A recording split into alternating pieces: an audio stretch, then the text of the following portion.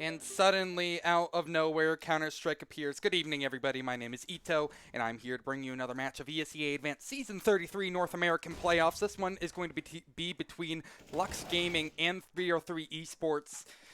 We are heading in this one a little bit late. We did have a broken GoTV relay, but I'm happy to finally be able to get into this one at the very end of the day. And we aren't too far into this game. However, 303 Esports have made a convincing start for themselves on the T side of Overpass, this being their map pick as well.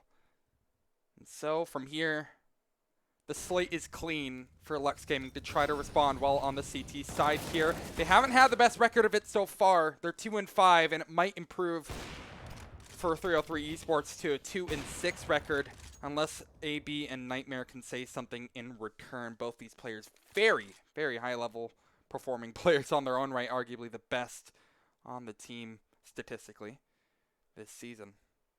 But I think a 1 versus 3 with 30 seconds remaining might be a bit too tall of an order for AB. He seems to still have a idea that he wants to go for it. But I'm not sure if 303 Esports will let him say anything otherwise here, especially since his position is already given up. F1 spots it, and now the execution just needs to come through. AB doesn't know he's getting pinched on. He looks away at just the wrong time, and it will eventually convert into that number 6 for 303 Esports. So, overall, 303 Esports are looking very, very strong on their map pick, at least in this early game. I wish we had a little bit of a gander into the first couple of rounds and see what it was like. But again, broken GoTV just made it a little bit tough to do just that. Excuse me. I just came off of eating something, so I'm still settling down from the high of that. Lux Gaming pistols and still will try to get a bit of damage done. It's another situation where I think the T's are just going to be able to have their way without too much struggle. That being said, deagle bots can be lethal on Overpass of all maps just because there's a lot of different opportunities for you to stack in interesting areas. It's something that Lux Gaming aren't quite taking advantage of. In fact, there will only be 2 players at the A-bomb site, which 303 are storming over at the moment. Nightmare and Scorch, the only people to try to say otherwise, but the bomb is going down, the kills are coming through, and it's going to be a quick cleanup for 303. Minus the removal of Thomp, but I'm sure the rotates, the shots will all come through. Actually way bloodier than I expected. CTs will have a couple of guns to try to make a retake happen, and this is suddenly a lot closer than I thought it would have been. Although a Molotov does come down onto the bomb, buying them a little bit of time, the shots don't hit, and 303 Esports, I didn't think I'd be saying this, but they're actually on the back foot of this one. They'll have to deny the bomb defusal and gun wounds, although he won't quite get the bomb planter, or the bomb diffuser, he will get him on his way out. And 303 Esports continue their lead. Although, again, it was way too close for comfort there, considering Lux Gaming were really able to surround the site on A. Quick on those rotates with the Desert Eagles in hand, etc., etc. And that means that things will continue to be rather smooth sailing. However, Lux Gaming making that close. We'll try to be lethal on this one here. Full investment with double AWPs in play from Lunar and Nightmare. Not something I see all too often on Overpass, surprisingly. But I think it does have some real lethality. Nightmare over at B with it. Lunar in a much more of a standard position. This typical Bathrooms crossfire. The bread and butter of Overpass defense. It's actually going to be Nightmare to find first blood with his AWP. Lunar still hasn't had to even fire a shot, but he's going to have a shot at it. The right eye peek ends up working out perfectly for Heretic, and now the Bathroom defense is completely shut out. There'll be one rotate ready to try to deal with this push. Stave off the inevitable. He'll get one. Fires his shots a bit early. Can he get a second one here? Doesn't seem to be possible. Mickey goes down. Is that Mickey? I have no idea if that's Mickey. He seems to be the last person remaining on Lux Gaming. I'll go ahead and check after this one here again. I didn't have time to check aliases or whatever. 2-on-3, Lux Gaming surely going to be on the back foot. It's only getting worse for them too as they're getting picked away one by one. continue to be much more of the exact same. Yes, this is, as far as I'm aware, Mickey. Pause through. 303 Esports now have so many in a row. They are starting to make this a very dominant T half on Overpass, at least at the moment. The unfortunate news is Lux Gaming haven't really had to say much the other way. That was a gun round. A full investment gun round from Lux Gaming. Because of that full loss bonus that they have coming through, it's going to be 3,400 in their pocket, so they are going to be able to get FAMAS's upgrade pistols, a couple bits of util. But it's not going to be that rifle buy that they're looking for here. They're still going to be up on a partial buy, and 303 Esports will continue to have the forefront in this game. It's 2-8, and soon to be 2-9 if things keep up in this same fashion. Last time we saw Lux on pistols, though, they managed to deliver, at least make a round that was very close, only losing a 2 versus 1, which was in itself a very tough ask. Player sneaking through playground, though, could easily ruin Lunar's time here, but Lunar will continue with one frag, and actually the conversion isn't through. Thomp, unfortunately, can't quite finish up the kill, so it's another round where Lux Gaming are starting to look very convincing on these pistols. Although Gunwounds has cracked open the B bomb site here, the pistols just might reign supreme, as they are. The numbers game is being played from Lux Gaming, and it's starting to work out favorably for them. Thomp, staying uncontested in that backline for such a long time, eventually strikes blood and gets one back into his team's favor. A 3-on-2 at a disadvantage. 3-3 are not out of the woods just yet, but Gunwounds might have something to say about it. He gets one, no problem. That one's on to Mickey, but the second in the refrag comes through, but he tries to go for more Nightmare. That ended up being his demise at the very end of the day, and Thomp, excuse me. I don't know how he just manages to stay alive for so long. Lux Gaming knew exactly where he was. He fired some shots off from Playground previously, very early on in the round, back when it was a 4v5 or 3 versus 5, and somehow he was just not dealt with, not taken care of. And he ends up being the key to yet another round victory. As they put themselves up on 9, Thomp and co. are continuing to look very, very dominant now. And Nightmare starts things off, saying otherwise. A boost up, looking into water, actually finds 2 kills out of what really seems like the middle of nowhere. And that's a very decent start. Unexpected as well, considering I wasn't even ready for it as a spectator. Can you imagine what 303 had to deal with? Lunar spots a player, backs up through bathrooms to get away with his life. Ooh, nice shots from Lunar. But he can't finish up the kill here, but he is warding off Lost. That is a very important thing in its own right. Great flash through, converts into another frag, and surely this will be number 3 on the board for Lux Gaming. It will be up to Thomp and Heretic. Heretic having a relatively quiet game so far, but Thomp has been very loud and very vocal in making his name known, and he'll continue with 1, showing up in the kill feed, taking down Scorch, has 4 more to deal with though, and that becomes a monumentally tough task, and indeed impossible task at that. Mickey finishes up the job, and now Lux Gaming finally get another one together. Small tech pause.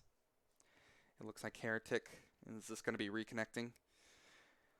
Possibly a ping issue, FPS issue.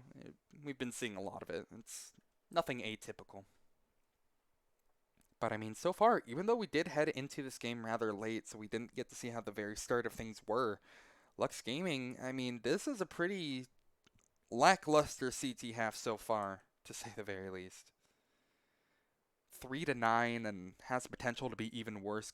The best that they can hope for is going to be 9-6, which is, it's workable. I mean, theoretically, any half-time score is workable, but it would be a little bit more palatable to have to try to make a comeback of some sort happen, because right now this, again, is pretty dire straits.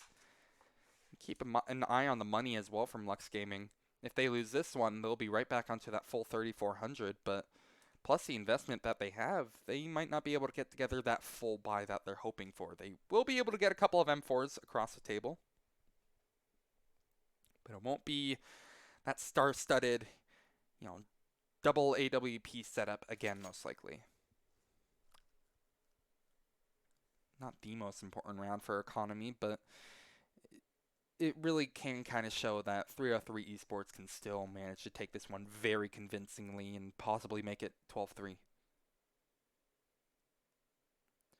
It's an important round, and I'm sure 303 would want their last player, Heretic, in the server. But now we wait. I suppose I can take this time to actually take a quick gander at the match history for both these teams. This is a loser's bracket, I should mention right off the bat. Both teams unfortunately losing in close series. Yesterday it was Lux Gaming versus Third Impact, and that was a relatively close one. I mean, it was a 16-13 and a 16-14 loss for Lux Gaming, and that's a very, or sorry, that was 2 days ago, excuse me, but it was a very like bitter way to go down. It went down swinging, that's to be sure though. As for 303 Esports, it was another 2-0 loss. It was against Buff Daddy's PayPal team, the #1 seed in Advanced, who are having a pretty damn good game, or having a pretty damn good season. Only 2 losses to their name, 1 to Big Chone, 1 to Polaris South, but in playoffs they've been flawless so far. Taking down Third Impact in a 2-1. That one I remember being an incredible match. But unfortunately, it's just something that 303 Esports couldn't topple. I guess what I'm trying to say is, at the end of the day, both these teams had very tough matchups for round 1 of playoffs. And so perhaps they're trying to convince the ESEA otherwise that they don't deserve to be in the losers bracket like they are at the moment. I'll have to mount a pretty incredible comeback. Heretic joins the server, so we will have the full 5. This still could go either way, but at the moment, I think it is safe to say that this is already a promising T side from 303 Esports. Especially considering that it is their map pick, and also that this is a relatively important one for Lux Gaming to win. Their money's not going to be, again, terrible if they lose it, but it is going to be not the best. 3 players dedicated over towards B, with Mickey getting in this cheeky bit of an off angle, otherwise a standard default at B. As for Lux Gaming on A, they have a player early dedicated over towards long with Lunar at the ready towards long bathrooms. They've given up mid almost entirely and try to play that long angle, and unfortunately, Lunar, although he spots the head, the M4 ends up biting him in the back as he's only able to get the dink off onto Thomp. But the kill is not converted.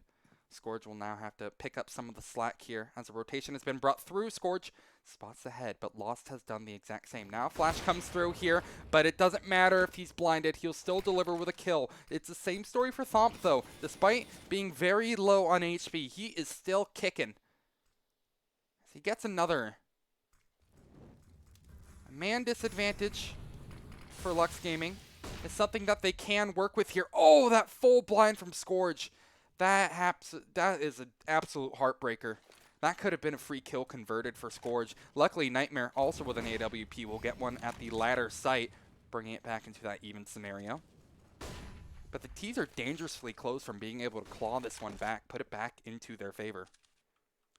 Where there's really no safe zone at the moment for 303, I suppose you can say. Back over to A they go.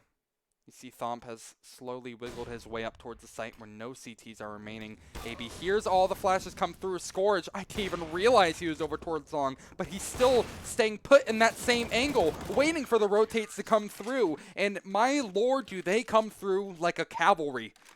They arrive with all the kills and deliver Lux Gaming their 4th. So their money will continue to be relatively confident, while 303 will be relegated to a much weaker buy. Pistols, perhaps Galil's coming out, but most likely just upgrade pistols plus some utility. This should be another gimme for Lux, so it should be 5-9. I'm saying should a lot, but there really is a lot of win conditions if Lux Gaming want to make this another very confident, winnable game for them. Map 1 hasn't been too friendly for them at the moment, so they're trying to befriend it. Oh, this could be a pretty lethal short B hold. Oh, yeah. Mickey with the door opening. That is just going to open the doors to hell, apparently. With only 2 kills going the other way. It is looking to be an absolute massacre in just a matter of time. Great shot from F1. Proves otherwise. As now it ends up being a little bit more dire than I thought. If F1 didn't get that kill onto Lux Gaming, or onto AB, excuse me, it could have been a much cleaner round, but now there's potential for him to find more, because Lux Gaming either have to split up or gamble. Either way, it's a, well, gamble. But the wound is stemmed from there on out. Lux Gaming will get their 5th at the end of the day, and for the last round of half, we'll be able to get a full, confident bye together. So, crisis averted.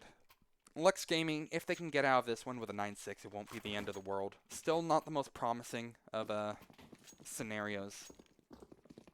But also not too terrible at the same time. 303 setting up for an early B rush. This is a very confident move to make on the last round of the half here. Playing Firefighter will be gun wounds, but Thomp will be leading the charge right into the B bomb site here. First player over towards Pillar taken out. The trades, although they're going back and forth, do favor 303. And as they get the bomb down, that is an absolutely huge number to keep in mind. A 4-on-3, 2 of the remaining CTs stuck with AWPs on a retake makes this such a difficult task, excuse me. As a util will come through, Nightmare will possibly have the best chance of showing up for his team. And oh my lord, the ops are doing magic. A lot of people say they aren't great for retakes, but Nightmare and Scourge are proving otherwise, as they're going to be able to find the bulk of the kills. It's a near flawless retake. Incredible work from Lux Gaming at the end of the day. They're going to be able to make it a 9-6. And so the dream has come true. That has become reality. Lux Gaming do at least make it palatable, as they're heading on to now the T side. I suppose, again, you can say at the same time, this is very confident from 303. Although they did lose a string of rounds towards the end, especially in some situations where you favor them, that 4-on-3 just last round. That was something that I would have thought they would have come out on top of, considering their track record so far, but we're bested by Lux.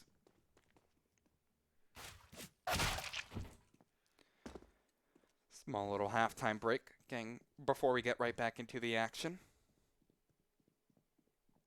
303 now. Switching over to CT, only needs 7 rounds to close this map out. Well, Lux Gaming will need to fight for 10. So the gap isn't monumental, but it's there, and it will only expand more if this pistol is won by 303. So it's going to be an important one for momentum, if nothing else, Lux Gaming. Especially considering, as far as I'm aware, they lost the first pistol. We'll have to see if they can do them one better. 303, interesting setup though. They're going to be flashing each other through mid here, and that could actually be really good because Nightmare has a bomb, and he's peeking his head. Although he's given the bomb's location away, that's actually going to be a net benefit towards Lux, because if he now rotates over towards B, sets up a piece of utility or two for his team, they can make this a very solid B execute, while Thomp is still left waiting, looking for a couple of kills. A boost up from the CTs is spotted, so F1 will disembark, try to get a kill, though, in his favor, and he gets one indeed with a pistol. But unfortunately, a second is out of the picture here. The responses are great, though, from 303. They're able to get a number of kills, so it looks almost even for a matter of seconds. But Lux Gaming, with the Glocks, are able to overrun the defense, and at the end of the day, will close out the round. So it's now going to be 7 on the board for Lux Gaming, continuing that momentum that they had in the first half. That's definitely a lot better, considering for a short while, it was a very scary scene, perhaps, for Lux. Although they did storm over the site, retakes on pistol rounds are very much possible. You know, they're doable. We saw it a lot on even that first half, so I didn't think they're out of the woods, but Lux Gaming being able to convert those last couple of pistols really made it a very solid one to start the second half. Great nade onto Lost, and Thomp even deals some damage, or receives some damage as well. That's only gonna hurt them so much. I'm surprised they're boosting up on top of each other, 303. I don't think that's going to do them much good here, but flushing out the positions, Lux Gaming are not afraid to use some util of their own, as they can just kind of play for map control.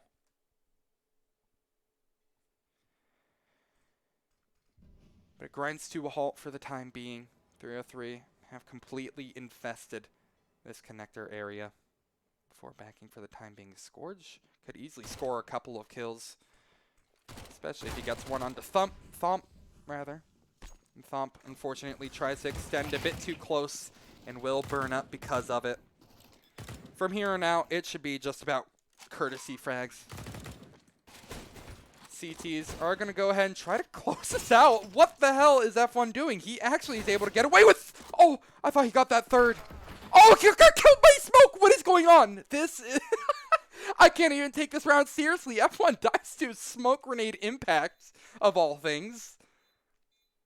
But I think the chaos has now subsided. It will be down to a 1 versus 2. Heretic needing to overcome this, and oh my lord, if he wins it, that would be the utter salt in the wound. Luckily, there's no more time remaining, so Heretic should be able to get away with the Krieg. Unless Scourge can say otherwise, and indeed he does say otherwise, but he'll go up with the bomb as well. So, a very bloody round. That was one of the most chaotic things I've seen in a long time. I don't even know. Louis2K asks, what tier of CS is this? This is a ESEA Advanced, so I'd say like tier 3 NA.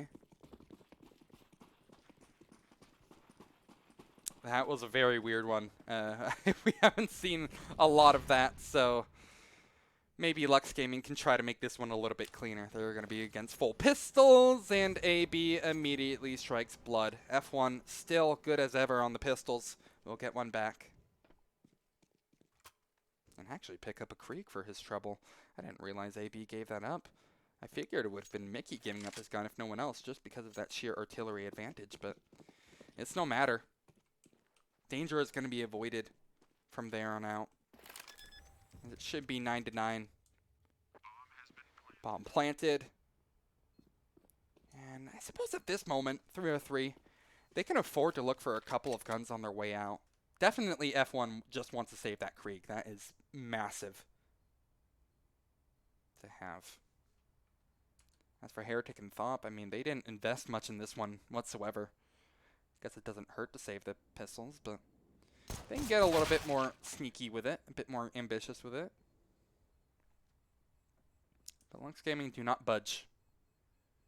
Louis2K says, yeah, I've been watching some of the advanced level in Europe since I cast on and off. Oh, hey, that's awesome, man. And yeah, ESEA advanced across both, well, across all major regions, I feel like is super fun to watch because, I don't know, you get to see some potential up-and-coming talent. It's 9-9, all evened up. Lux Gaming, having effectively won that pistol and the follow-ups, will be able to make the scoreline again more palatable for a comeback here. Despite being, what was it, 9-2 down, I believe, at one point. They started to make this relatively formidable. Getting a couple in a row is definitely going to be a boost for their confidence, if nothing else. But I think they can get a little bit more than just confidence. Connector control taken, seized by Lux Gaming. That was something that 303 have been trying to take while on their ecos. So the fact that they've given it up might lead Lux Gaming to start thinking something might be awry. They'll still be very, very slow in how they're taking all these angles. No lack of utility here, Lux. The only issue is that they've had to use a lot of it just to get out this far. When it comes to actually executing onto a site, they only have 2 flashes to work with left. It could potentially pose an issue or two, but surely they'll be able to deal with it. Heretic is probably the big person to look out here for when it comes to 303 Esports. Could easily prove me wrong. First smokable plume from Lux Gaming, but there's no players behind it at the moment. Heretic is still watching towards that divider angle, and he'll get this blown right out of the water from a shot from Mickey. That's with a Galil too. The crossfire wasn't quite being watched, but when it comes to the site itself, it is absolutely lethal. All the kills are going the way of 303. Finally, Lux Gaming arrived to say something otherwise, but I mean, the CTs are just playing in such defensive positions where it's going to be hard for Scourge, now left alone, to deal with any of this. He's slowly getting pushed upon. He won't even have a chance. That Krieg being saved from last round ends up being one of the saving graces for 303 as they take right back the lead and get themselves on double digits. The first team to hit that major milestone in map number 1. And that's also really major because Lux, their money is not going to look very promising because of that loss. They didn't even get to get bombed down. That would have actually made a huge difference if the T's managed to get that major goal down. But they don't, so pistols will be on the menu for tonight here. They're going to be going for that exact same kind of split that they had last time. Quickly getting bathrooms control, splitting up towards A. This time they try to close the distance so quickly versus 303 and try to leave these ops just, well, caught off guard. But that being said, it's really tough to catch 303 off guard when it comes to these kind of fast plays. And although they'll be given a chance, the CTs just aggress for no reason, and it ends up feeding the beast a little bit more. Lux Gaming now even things up for the time being. That being said, they're still up on pistols, so it should be a nice cleanup from here on out. 303 probably have been sobered up a little bit by giving up 2 kills like that. And indeed, that is the case. Nice little cleanup from Thomp. Gets a quad kill against the pistols. He's been having a pretty impressive game. 22 and 15, the highest scorer in the server. He's been doing pretty great. And there's still a lot of CS to go. But it's 11 and 9. More guns coming through for Lux. More Kriegs as well. 2 to be mathematically correct. Nice early nade on the Thomp. This kind of aggression is something that was just so easily spotted. And although the triple boost comes through over towards Connector, I think Lux Gaming are just going to go right back to that same default that they were doing a couple of rounds prior. Slowly trying to take over bathrooms control and eventually work your way up towards A. Heretic can do something about it though, and he gets a nice little shot onto Lunar to even the score. The scoreboard, I should say. But 4 versus 4, I've said it many times and I'll say it again, it does historically and statistically favor the T side since they effectively have to break the defense of 303 or whatever CT side that you're up against. It doesn't matter too much, I'd say, on Overpass compared to other maps just because the rotates can be so quick. So they can afford to have a lot of people playing in those kind of rotator positions, but if the kills happen too quickly, it might not matter for too much, but F1! He doesn't care about rotates. He doesn't need them. He'll find 3 kills before he gets taken to the grave. And now this is a round that looks so damn good for 303. Scourge with 25 seconds remaining will have to make a 1 versus 2 work, but Lost is in a perfect angle to shut it out. And indeed, with a couple of shots to the dome, will indeed finish up the job. So another very vital round for 303 to win. And that one was really off the back of F1. I feel like, even though he's only the 3rd highest fragger in the server, he has been, I'd say, my MVP. Thomp, look, I mean, he's been having some really good rounds, don't get me wrong. There has been a lot of eco kills, but F1 has been consistently making it such a struggle for Lux Gaming to put together anything. Keep in mind that this is also the map pick of 303. So you have to hope that they have some interesting CT setups like this one at the ready. And although it was a little bit of a struggle for the first kill, the last ones will be practically granted to them. A double for gun wounds, plus a TK for good measure. Not the cleanest eco for Lux Gaming, or shut out of the site completely. Don't even make it past water. Bit more money under the belt. Means that 303 are going to be sitting smooth, especially if they win this one. Really, I'd say the last confident chance for Lux Gaming bet in this game. Won't be able to buy up again till 15 if they lose this one. Good early shot from Lost, takes down Scourge, and the battle continues for 303.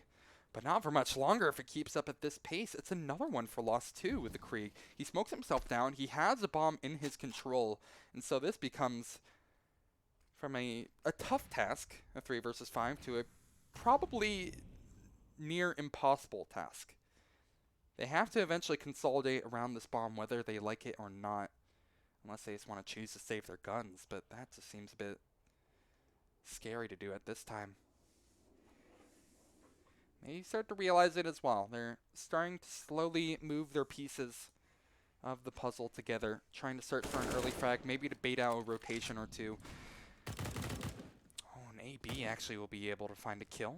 Lost gives up his life for the cause. So bomb actually can be received by AB here, but they need to get the kills from here on out, and indeed Lunar and AB will do just that. However, there's still more CTs where that came from, so Thomp is going to be able to clean up, remove some of the pressure from their teammates.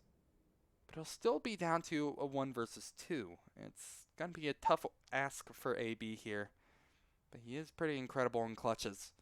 If there's anyone who could do it, it's him. Or perhaps it isn't.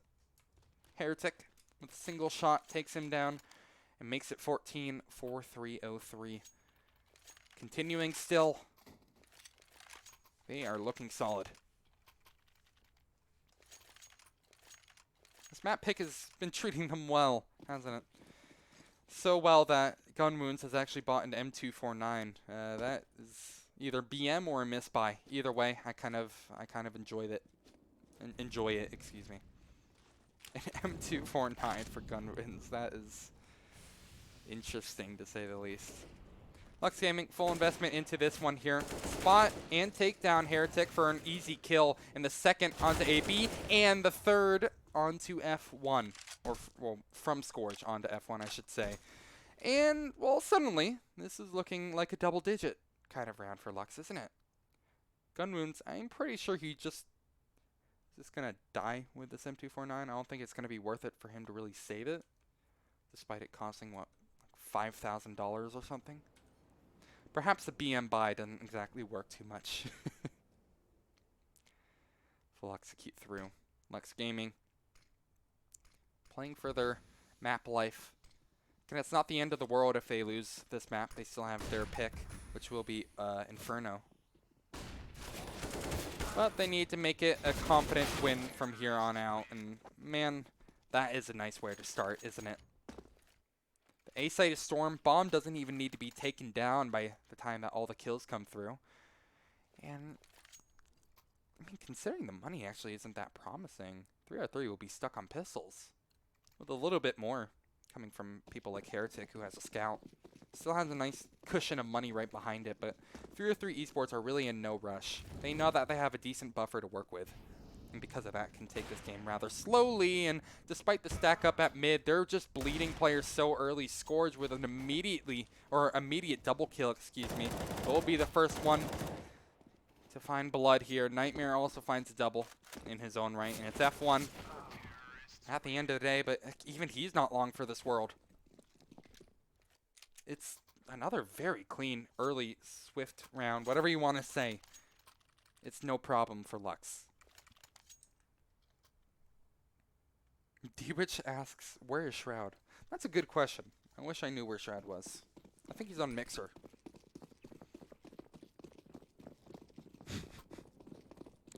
$14-11 as we enter round number 26, if my math checks out. I forgot how to do math for a second. Yeah, man, no problem, D-Rich. Let me know if you need anything else, my dude. Because right now, Lux Gaming are going to need a very decent chance and a little bit of luck in their favor if they want to try to win this one here. That's a good start. They find the first one onto Thomp, but it's going to be quickly intercepted, no pun intended, from Heretic. Oh, nice anti-flash position and a great shot through. That being said, he can hit all the great shots he wants, but it's still going to be the numbers advantage yet again. And so Lux Gaming surely will be able to continue their rampage on the T side. They make it number 12, but Gunwounds, where did he even come from? Somehow manages to flank around AB. That will quickly be the catalyst to make AB haul his way over to the B-bomb site here. But actually, it's come down to a little bit of a pause. How are they going to try to pull a double fake on us? That could be huge. Gunwounds, oh man, this timing could actually be lethal. If Gunwounds doesn't look the right direction at the right time, it could lead to his demise, and indeed it does. An unfortunate way to fall, but it's a sobering reality. That's a miss smoke from Aeon to Heaven. They're trying to do a fake smoke here, but in fact, I think that might be all the clues that F1 need for it to be that Lux Gaming are going to be going A. Not that it matters. He doesn't even get to step foot onto the bomb site before he's swiftly removed. As it's 14-12, Lux Gaming are very much within this striking distance of not only evening this game up, but having having 303 on the ropes too. Because if Lux Gaming win this one, which is kind of a gimme, 303 at 14-13 will have one more decent gun round. And if they lose that, they'll be on a very poor buy. They'll only have like things like FAMASas or maybe scouts or something like that. Probably not too much good to work with here. Flop gets things off to a nice start, and the flash comes through, nearly netting them a second kill. It does actually convert, and this is actually looking so good for a 303. Surely AB with a Krieg is going to be able to do something, but there's only so much one man can do before he's overwhelmed by pistols. Don't let the flame die out. Don't let this be the way that the comeback ends. Lux Gaming are on the ropes right now, and a full eco just might be their doom bringer. Great nade onto Heretic, though. Takes out the first player in a 1 versus 1 now, but F1 will win that. A huge triple from him in the round. I don't know, man. I can't ever count either one of these teams out, despite the eco. I was already thinking they're within striking distance of evening things up and might have them on the ropes, but now I'm thinking something completely different. Now I'm thinking Lux Gaming just might give this one up right here, right now. That was one of the reasons why I said a bit earlier that I think egos on this round is probably one of the most promising maps. You can get a lot done with interesting setups on the CT side if you have pistols. Good shot to open things up from Mickey. He's actually just trying to enter the B bomb site. Man, he just does not want to have this game last for too much longer, doesn't he? AB will find another kill, so they still will stay at an advantage, Lux. If just barely. But it continues. Minute 10 left on the clock here. 303 will bring one back, rotate over towards the A site as well. It'll be F1 joining the fun. Gunwins, I'm not even sure where he ate that damage from, but he's down to 8 health. That is potentially round changing. F1, he can just never stop moving. He's back to the B-bomb site now. And this would be a perfect opportunity, theoretically, for Lux Gaming to bring it over towards A. Gun wounds burns alive. More like fire wounds, because, oh man, I didn't think that would be the way that he went out, but that utility usage being so disciplined from Lux Gaming is starting to help them out a little bit more. A 2-on-4 now for 303, soon to be a 4 versus 1 if F1 can't get anything done here, and indeed, he's unable to. The hero in this game, unfortunately, falls all the same. It should be number 13 for Lux Gaming here. Heretic will get one back into his team's favor here, but it should be in his best interest just to save the AWP. The money won't be fantastic for 303. They're only going to be having, what is it, 1,900 flooding into their pockets if they lose this one. This AWP is something that you're not going to have for the next round if you try to go for this here. And indeed, that is the case. It's a bit ambitious to go for that 1 versus 4, but I guess he was feeling himself. Perhaps a bit risky, though. Now at 15-13, it's going to be another chance for Lux Gaming to put themselves up on a bit of a better round against a full eco. As long as they don't do what they did last time, I think we would be in a decent place, wouldn't we? Small little pause. I suppose for 303, what they can be talking about right now is, are we just going to be going for that exact same setup over towards mid again? Because I don't think that's exactly the key to success for them, but they surprised me that first time with that mid stack. They were just able to get every single kill, and overwhelmed by pistols was really the storyline of that game, of that round, rather. But, that being said, Lux Gaming, at the same time, I feel like they, as well, have a lot to think about. what realistically is their best option? Probably want to avoid mid like the plague if they can. After what happened last time, that was a very depressing way to go up against match point. But they've kept it this competitive. Maybe they can continue the fire. It looks like it will be the same story for the CTs again. And man, Lux Gaming, they're feeling confident about it here. They're going to be watching for it a bit more aggressively. You see Scourge is just trained on the angle. And Heretic playing anti-flash over towards long. So an ace stack is through. Lux Gaming, will they try to read it? Keep in mind, you see how Mickey is over towards, what's it called? Water, excuse me. And indeed. Lightning won't strike twice for 303, it seems. That is much more of what we're expecting the first time around on that full eco, wasn't it? It just shows how little minute differences in play can make all of the difference. So thank you, Lux Gaming, for being our test subjects for how to play an anti-eco. Now the final round of regulation, round number 30. 303 Esports are just basically neck and neck now with Lux. Something I wouldn't think I would be saying when it was looking down for Lux. It was 9-3 for 303 at one point.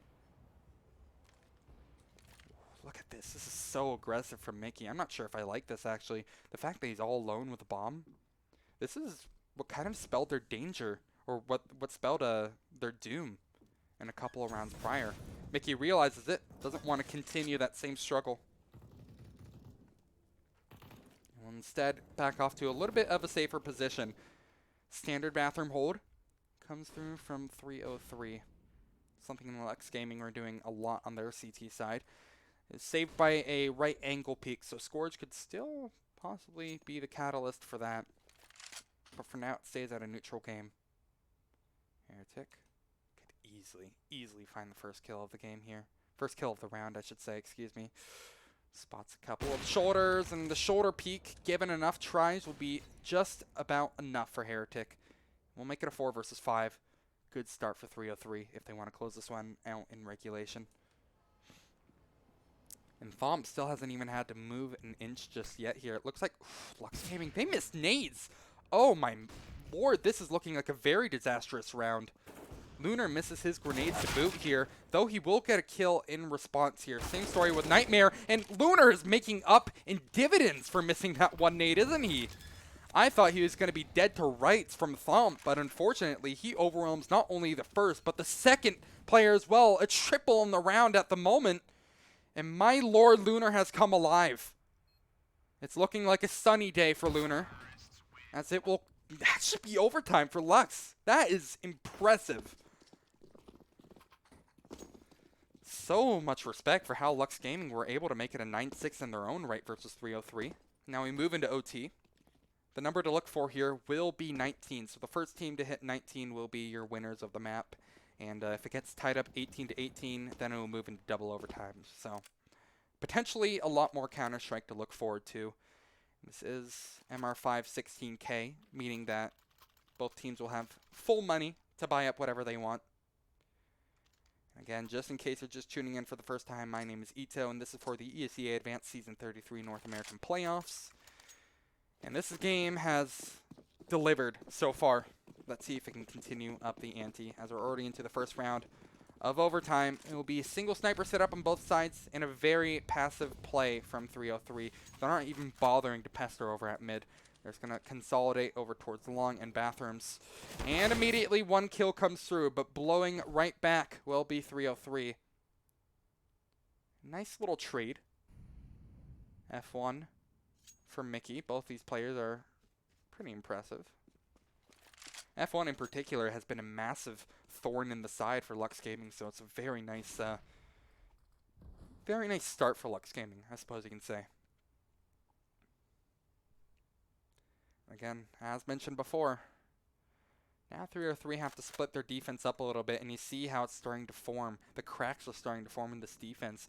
Gunwounds has to play a rotator position over towards Heaven, while Lost is just, well, he's a lost cause if he gets overwhelmed by water. He can back up safely towards short, which might actually be in his best interest at the moment, hearing all these nades come out, because no one is coming his wayside here.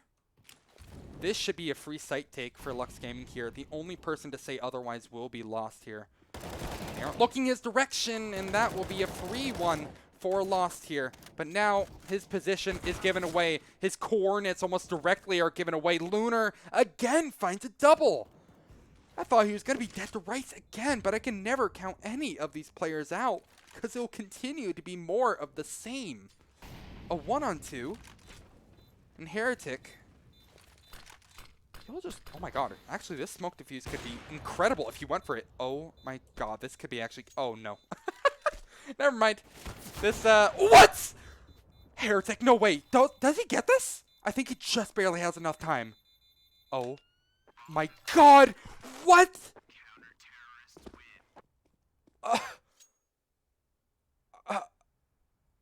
Are you kidding me? That is... I can't even get excited about that one. That is just simply mind-blowing. I can guarantee you that's not at all what Heretic was trying to do, but my lord, did that turn into one of the craziest and flashiest clutches I have seen in a good while. Just barely somehow scrapes away with the round. 0.3 seconds remaining, and he'll continue to ride that momentum into this next round of overtime. As he finds the first kill on Disgorge, it becomes a lot better for a 3-0-3 now. I still can't believe that worked out. What the hell was that? He drops down. I thought he was going to go for the ninja, but no. He just fell from grace, but then came back just as gracefully. Mickey taking a fight over towards Monster will unfortunately fall. And so a man advantage becomes even more of an advantage now for 3-0-3, as it's a 3-on-5. And Apples in chat says, finish it.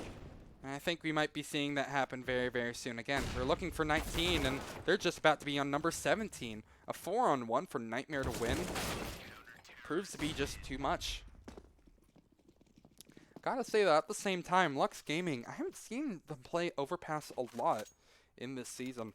The fact that they're keeping it competitive with 3-0-3, who, again, do feel relatively confident considering that they chose it as their very first pick. It's looking a little promising for both sides. Excuse me. I didn't sleep very well today. My lord. What? Wait, what? I looked away for a second. He got a 3. Okay, I'm done. I'm just keeping the camera on Heretic because he has just convinced me to do just that. He gets a collateral, start things off, then a third. What is even going on right now? This is unbelievable. Heretic, I'm sorry. I'm not taking the camera off of you if I can help it. Because you've already gotten the bomb down. You've basically put yourselves on a flawless half. Although a nice little dunk nade from Lunar plus a follow-up kill will try to convince his team otherwise. What is this round? It's going back and forth in so many different directions. It's a 2-on-2 down into a 2-on-1. So I still think at the end of the day, 3-0-3 will be able to close this one out. But Lunar, if there's anyone on the team who could make it work, it would be him. But it's just not enough. 18-15, so a flawless CT overtime half coming out of 3-0-3 is a very, very nice sentiment, I guess you can say, heading into the second part of OT number 1. Considering that they only need one more to close things out, we could be seeing a relatively swift overtime finished up just like that. They will have to do it on the T side, though. But we saw it. I mean, it is a bit interesting because I didn't expect 3-0-3 to do that well on CT side, considering that was where they struggled. I mean, they gave up 9 rounds to Lux when they were on the CT side. It is statistically favored, sure, but I was honestly more impressed with how 3-0-3 were playing their T side. So this is bad news bears for Lux Gaming is what I suppose I'm trying to say at the moment. To put it succinctly, this could be over quickly. But who knows what the forecast holds for us. Short play for Lux Gaming seems to be on the menu for them. Bit of a different setup. But it just might find blood either way. Lunar, first face, over at Bathrooms. Backs off before he's able to find a kill or even a spot on anybody. 303 says, can you explain the OT system? I thought win by 2. It's going to be first to 19, so whatever team gets 4 rounds, I guess, over the other. So if it gets tied up 18-18, then we would go to double overtime, but we probably aren't going to be seeing that. Let me just close out before I go ahead and explain OT a little bit more here, because this might actually be the end of the line for Lux Gaming, and my Lord Lost will make it so. He's just getting all the kills as he enters the site here. Nightmare, no chance. He's going to be having nightmares about that last round, if I can say so myself. But AB probably be down for just going to map number 2. It's a 1-on-3. Doesn't even know where the first player could be, and he'll lose his life just as quickly as finding out. And so it will be a 19-15, a very solid overtime performance from 303. We'll go ahead and put them in the, in the driver's seat, really. 1 second. I need to go ahead and update my overlays a tad. There we are. Let me go ahead and also use this time to explain a little bit about what overtime is, just because I know, we might have some new faces in here. First off, welcome. My name is Ito. I love Counter-Strike. It's a very fun game, and I recommend you play it. However, overtime, so basically how it works, for a long time, there was actually a bunch of different systems in which tournaments used for their overtime. But basically, what everyone has decided on for the most part is if it gets tied up 15-15, then both teams will have 3 rounds on either side, so CT and T. And 3 rounds on either side mean that if you get 3 rounds, you're only 1 away from winning it, because you need to get 19. And, I mean, yeah, it's pretty simple from there on out here. Yeah, so it's going to be 3 rounds in that first half of OT, so it could be either 3-0, 2-1, or 1-2. Yeah, it's going to be one of those two. That's what I'm trying to say. And so, to put things succinctly, 303 were able to win that overtime flawlessly. So when everything was on the table, they delivered and will put themselves in the driver's seat. I am going to go ahead and bring it to a little bit of a break before we head into map number 2. It's going to be Inferno, which is the map pick of Lux Gaming. Let's see if they have a little bit better of a performance on that map here. We'll have to see after this break. Thank you guys so much for watching. I'll see you very soon.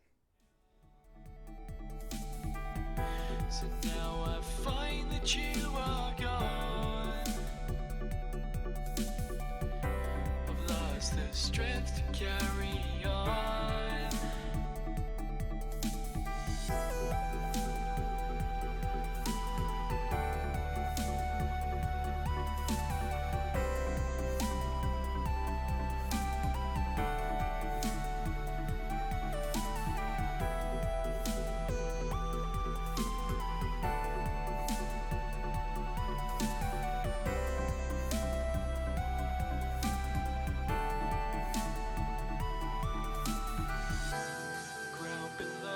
Skies above, I still don't know if I am right, but I know that for your love, I'll go to world end tonight.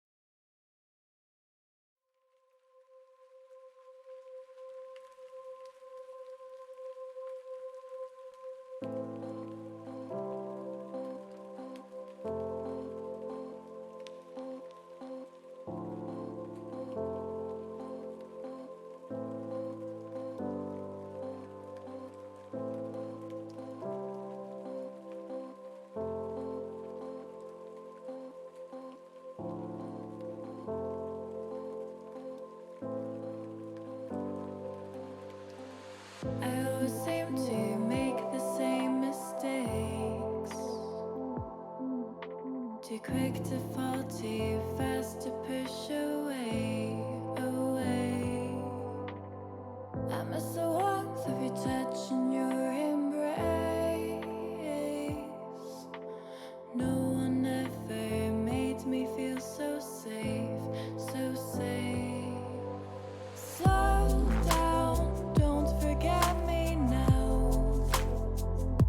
I don't wanna fade out of your memory, your memory. Hold up, I know I have my doubts.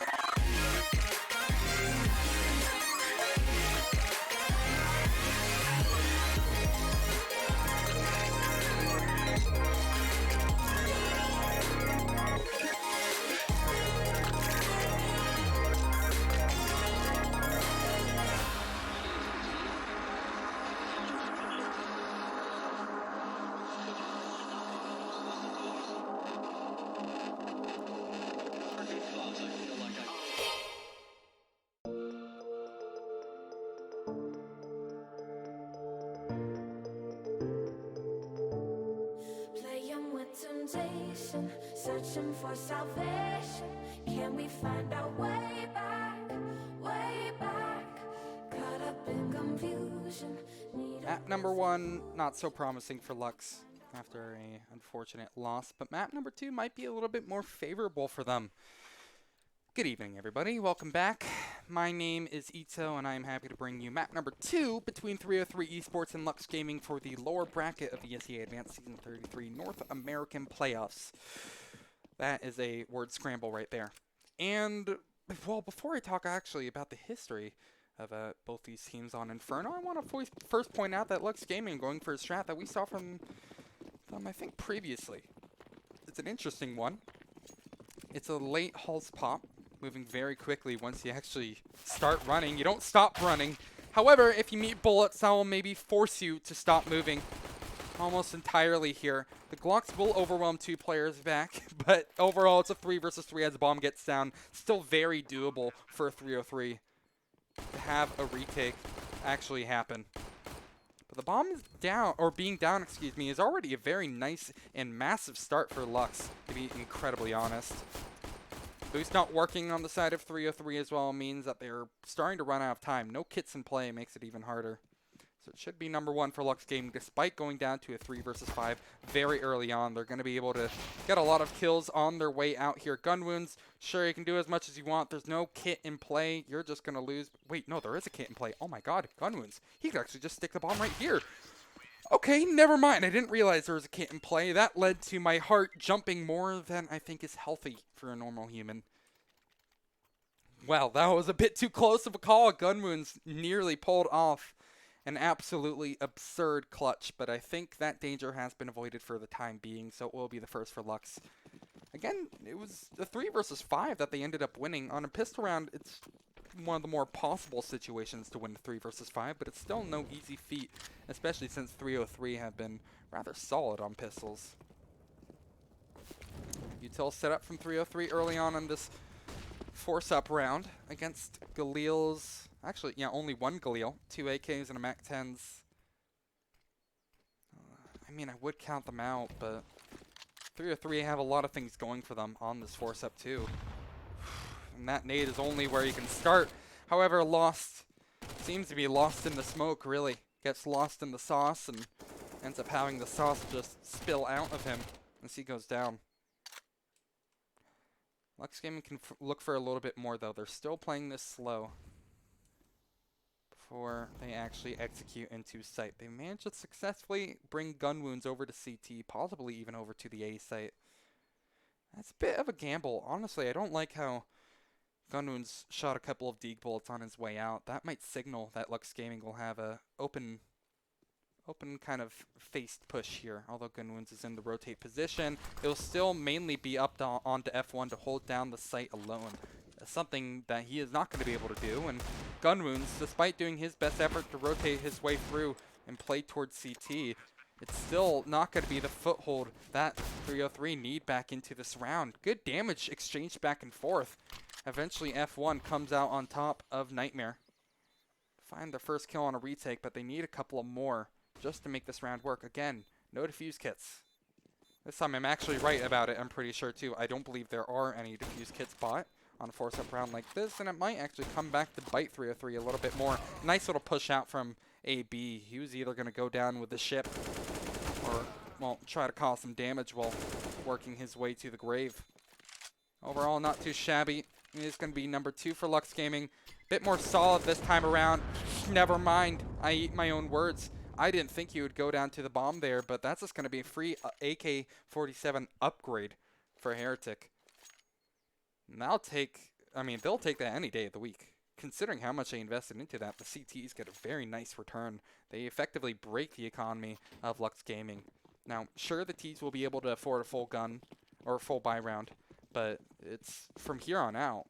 If 303 can keep this damage up, then when they get a full gun round of their own, they can seriously spoil some very early plans on the T side of Inferno.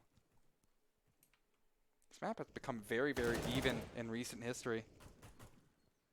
As far as I'm aware, at least. So either team really has a chance to be absolutely masterful on it. Scorch spotting gun wounds, doesn't commit to a fight. That's so important when they're potentially against pistols here. They know that there is one saved rifle in Heretic's hands. I guess they're just really trying to sniff out where he could be located. Well, do they know he's in towards Cubby? Not exactly the kind of position I think he would be in this scenario, but here I am being constantly surprised. Well, F1, the only defender at B, was about to be taken down. I was just about to bring him up, but he's already been brought down. And most likely so will the remaining members of 303, unless it's another massive save or a massive round by any of the remaining counter-terrorist members, but I don't think that is likely. Full guns will be able to purchase, or be able to be purchased from 303 in the next round anyway, so there's really no reason why people like gun wounds shouldn't try to go for a aggressive exit, which indeed they're doing. But Thomp is there just to try to find another gun in case he isn't able to. Gun wounds. Couple of pot shots. No conversion, just try to keep them over by the bomb. But, I mean, really, T's can hide a number of different places to be safe from the bomb. Gun wounds is going to die. Okay, I guess he's ready to die for the cause. Interesting. Everyone on Lux stays alive. It's really no matter that gun wounds died there. Hey, what's up, Shane? How you doing, man? It's a nice, I mean, very clean 3-0. I totally blanked to even mention it, but Lux Gaming didn't actually drop a single player in that follow-up, which I think is so important, especially considering that there was an AK save from Heretic from the round prior. Now, with the full buy-up, this is where the challenge can really start to come to Lux Gaming here. They managed to secure their money from that last round, so that certain danger is avoided. They will be able to get AKs even if they lose this one in a devastating fashion. We'll just barely be able to scrape something together, I'm pretty sure at least. But I'm sure they can make it a little more convincing. Already setting up for a nice quick bit of B utility. Not fully committed, but just trying to drag some out from 303, and they do a fantastic job of it. The smoke, some gunfire brought out.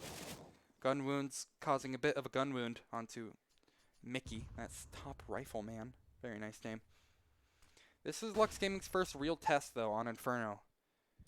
Again, something important to mention that this is their map pick, which is very interesting because during the break, I actually went to go look at their season history. They've only played it once, and that was versus Lewd Anime Swingers, where they won in overtime. So I'm not sure if they just feel really confident after scrimming this map or something, but it might not work out for them. That being said, it's off to a fantastic start, even on this gun round here. They find the first kill, the second one dangerously close to Scourge at the moment.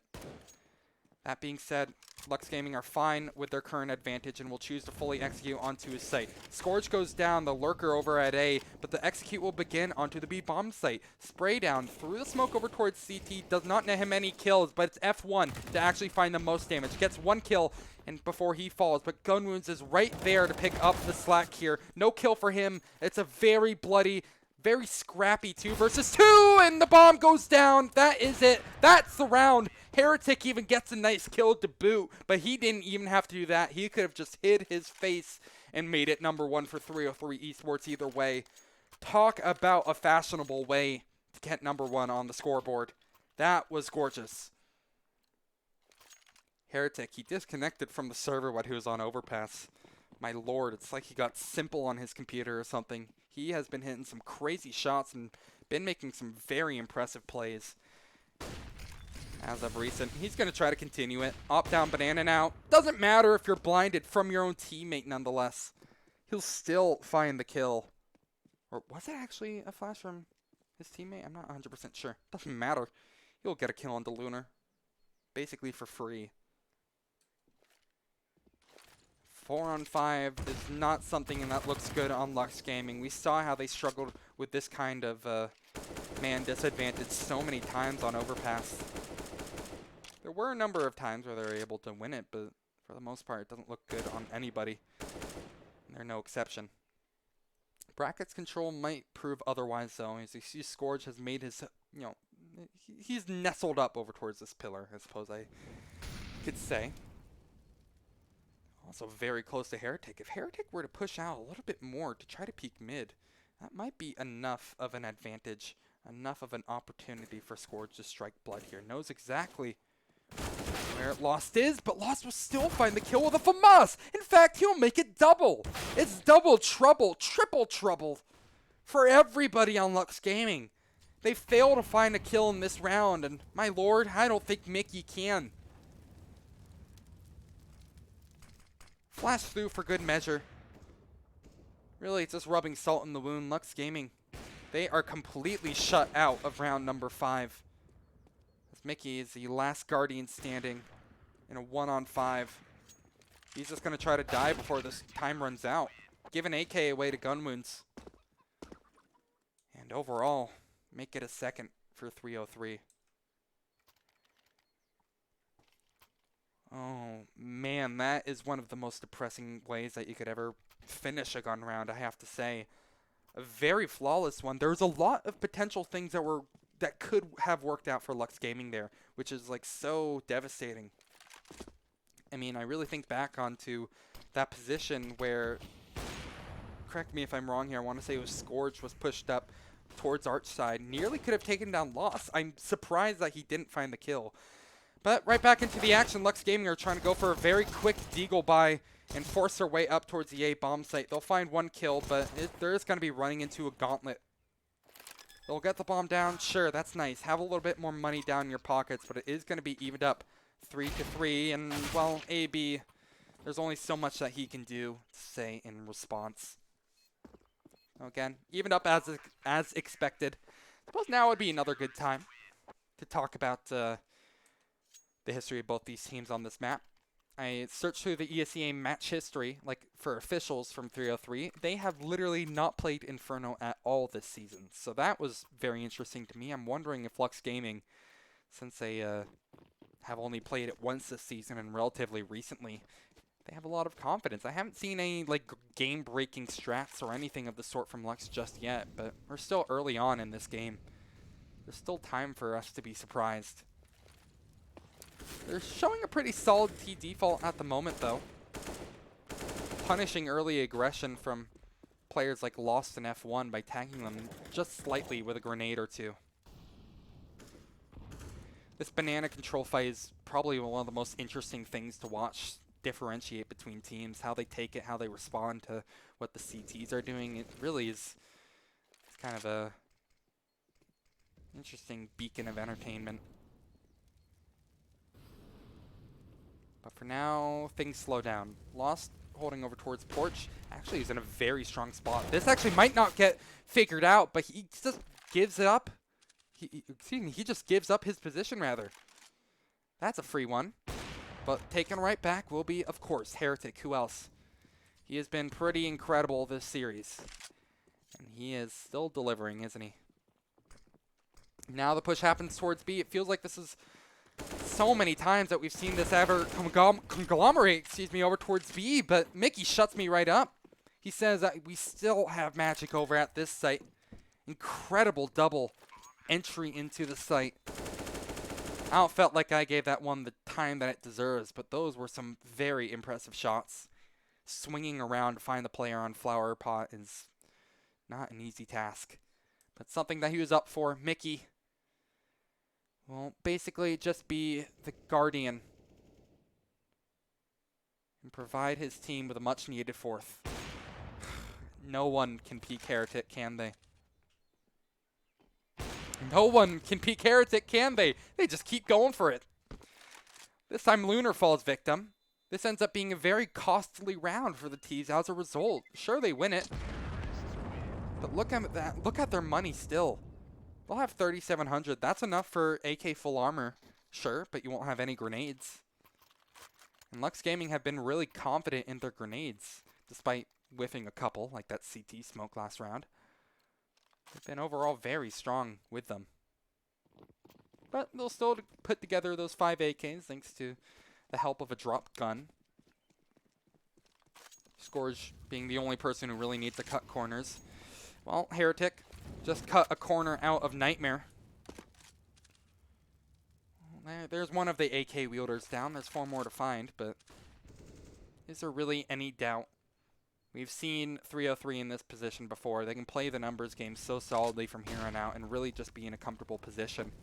Lux Gaming, what they really try to do is get some brackets control. They sometimes lose a player, then bring it out over towards B. That's kind of that formulaic response that we've seen from them a couple of times now. Do they switch it up? I don't think that'll be on the cards, but we'll have to see. Smoke down towards CT. Gun wounds. Feels no need to budge, but there will be a counter smoke coming through. No, gun wounds just pushes right through the CT smoke. He gets a kill for his trouble, but again, it's the numbers game. Now it's a 3-on-4, but I mean, at a disadvantage, it becomes so tough for Lux Gaming to really gain a solid foothold on this round. It will require some sort of interesting util play, or maybe some interesting solo play like this from Scourge. Heretic gets a kill down towards mid as he peeks it. No refract potential. What? I didn't believe that. Heretic actually hit that shot through the wall. That definitely scared Scourge away, as now he's going to be checking every single angle. But he still has a long way to go before they're out or they're in the clear. Thomp hides in pit, lurks around, and will get one kill. Will the second be on the cards for him? Another question entirely. Lunar will now have to pull off a 1 versus 4, 10 seconds remaining. And they're just going to play with their food before they chomp down. Right now, it's in Lunar's best bet. Is he actually trying to save the gun? Oh my god, they're going to hunt him down so hard. This is so dangerous. So dangerous, but I think Lunar actually might just barely get away. Heretic has been having an insane series, and I think that round was basically the exact summary of why. Insane read to just wallbang through Boiler too. You saw Scourge was like, what the hell is that? That was unreal. Well, pistols up for Lux Gaming. I was just about ready to call them out, or count them out, excuse me, but Loss is actually going to go down immediately. Makes things a little bit more difficult for the CTs to work with, but they still have a very solid setup at either site that Lux Gaming eventually decide to dedicate to, so it's not something I'm worried about for the time being. A mouse setup comes through from 303. Heretic misses a shot. That's not something you'll say very often, and gun wounds will make it so you don't ever even have to hear it often. You'll find one kill, set down a Molotov, a nice little welcoming mat, but it's still going to be plenty of kills for all the CTs, wherever they choose to pick from, because they won't have a struggle. Heretic gets another. Gun wounds is in a perfect position to snuff out this last remaining player, Lunar, and indeed, he'll do just that. I have to say, gun wounds didn't even really need to rotate over from the B bomb site. That was just really confidence in that call, I suppose. Because either way, it was going to be such a solid setup by 303, but I'm not sure if there's any way that Lux Gaming could have overwhelmed them with pistols. And, well, speaking of pistols, it's going to be another one. A double save for Lux Gaming just so they can afford a full investment. Heretic will be ready for it, though, as he makes his way over towards B. He misses the opening shot, sets down a Molotov. That will ward off Lux Gaming for a little bit here. If not, the shots will do it. And speaking of the shots, the pistols are actually proving supreme over two members on the B-bomb site here. Make it 3. Heretic goes down 2. And this is starting to look very promising now from Lux Gaming. Sometimes that up to pace seems to be their best friend. Oh, that sucks. Thomp on the retake, can't make it work, so that means that will most likely be a save for Lost.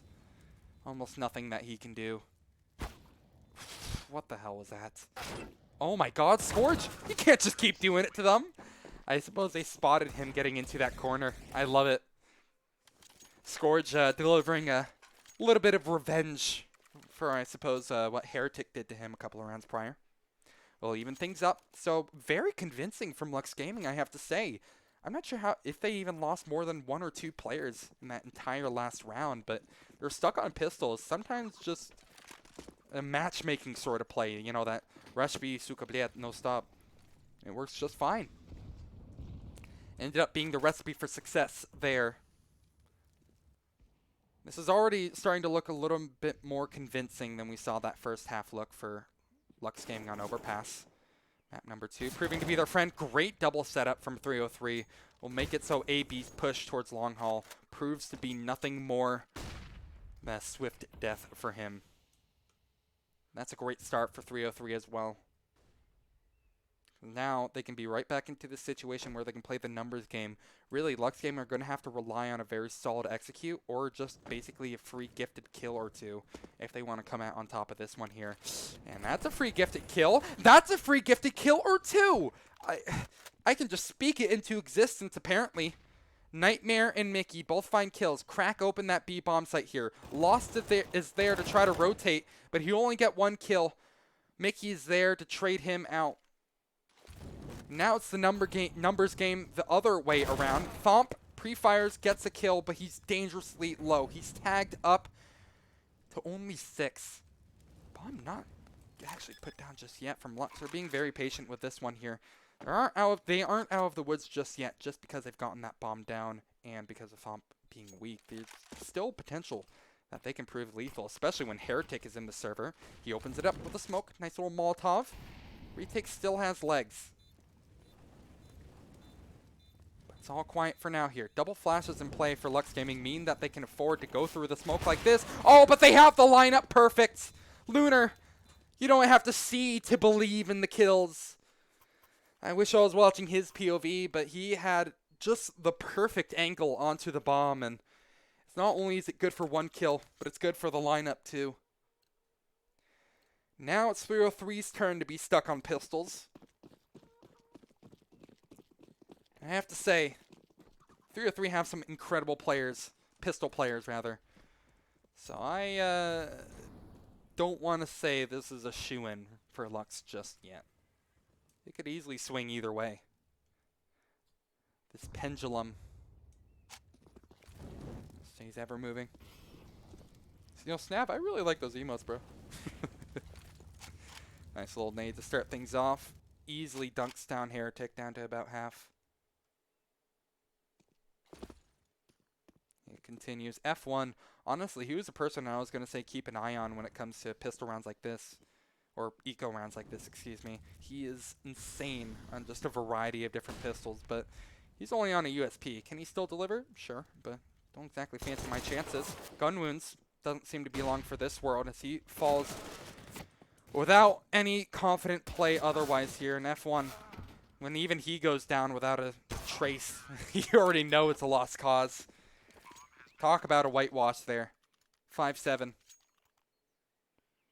And, well, this would be a great time for 303 to eco, because then I can make a joke about 5-7s, but nope. They're going to fully invest. M4s and AWP coming out from Heretic.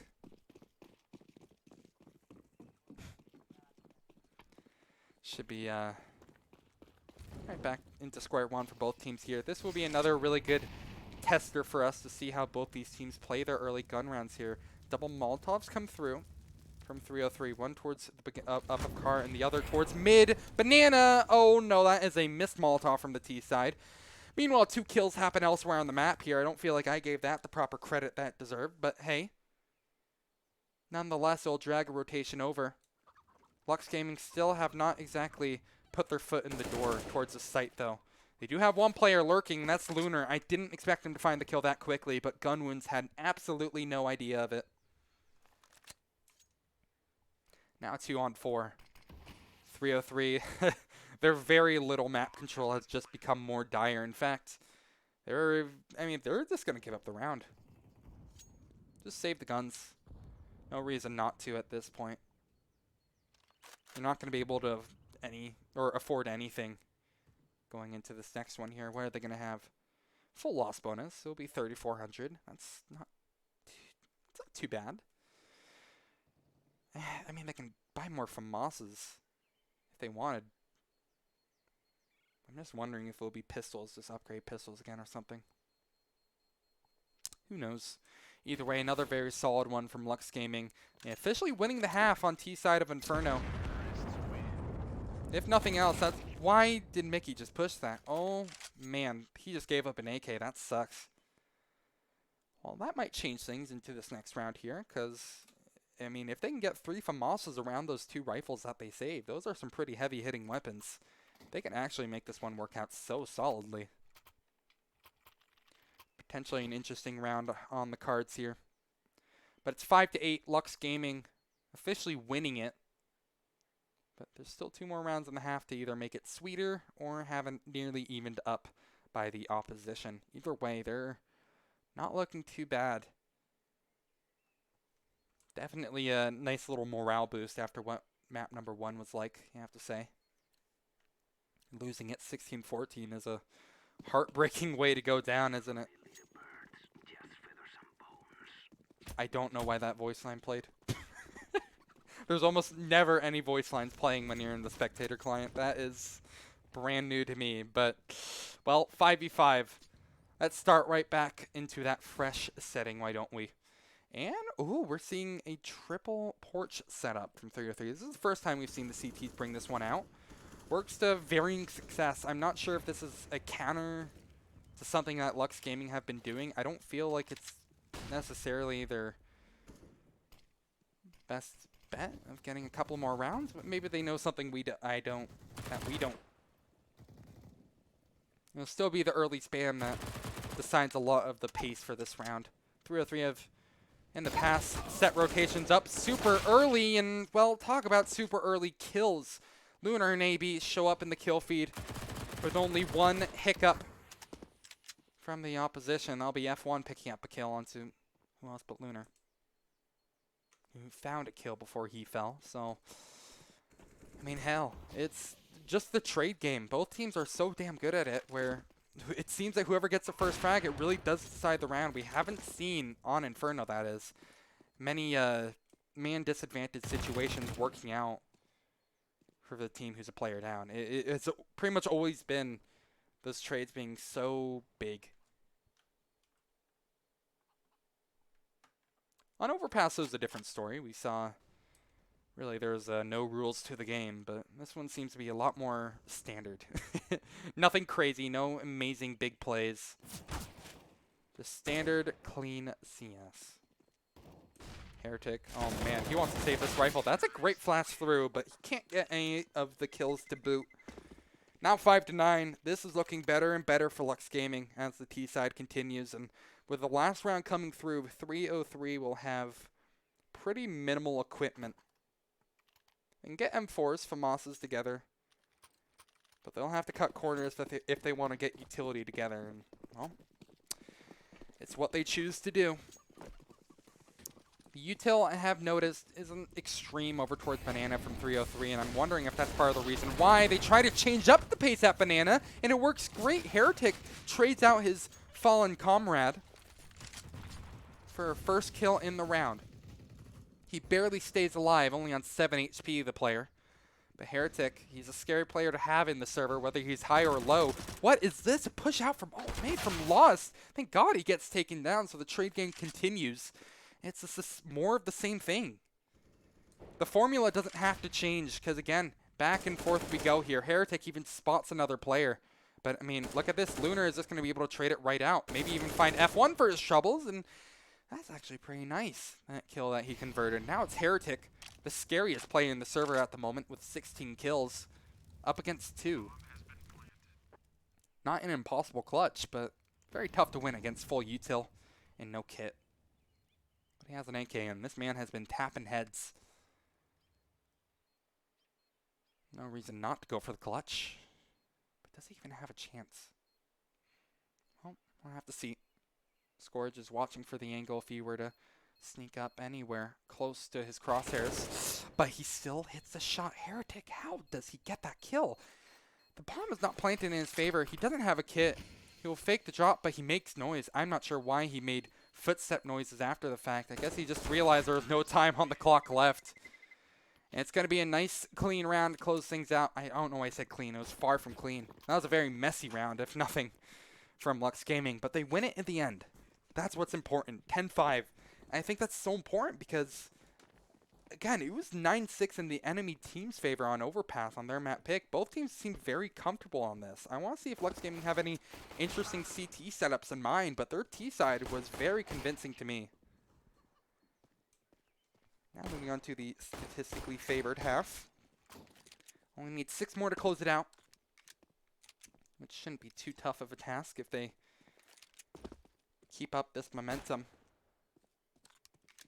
I'm sorry to hallmark back to Overpass again, but We saw even on there, they nearly got, what was it? They got 8 rounds on the CT side of Overpass, so they're not too shabby when it comes to that. Still could swing either way. The pistol round will, again, be a pretty big decider, I feel, when it comes to dictating how close this map will get. But there's a lot of good things to be saying about Lux Gaming, and I can't quite echo the same sentiments about 303, despite the fact that they're up 1-0. That is pretty helpful, isn't it? If it goes to map number 3, we'd be seeing Dust 2, by the way. Felt like I should mention that. Was that a 360 shot from Scorch, by the way? No, it doesn't matter because it's halftime, but jeez. That's a flex. Again, yeah, just a small little break. But I think we'll be right back into the action before much longer.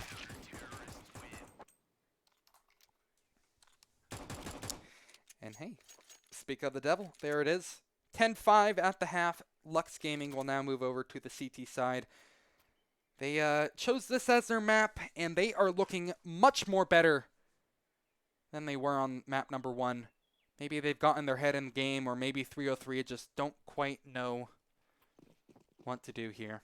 Either way, we're going to have to see how it works out. It'll all start with a pistol round. This could decide a lot of things. It could decide if Lux Gaming end it right here, right now, and holy hell, a drive-by shot from Nightmare. That's my pug experience in a book right there. He'll start things off with a bang. But there's going to be a couple more bangs coming Lunar's way here. But Scourge will actually strike first. Second blood on the push through Moto here. And my lord, is this just overwhelming for Lux Gaming here. Only 1 kill the other way.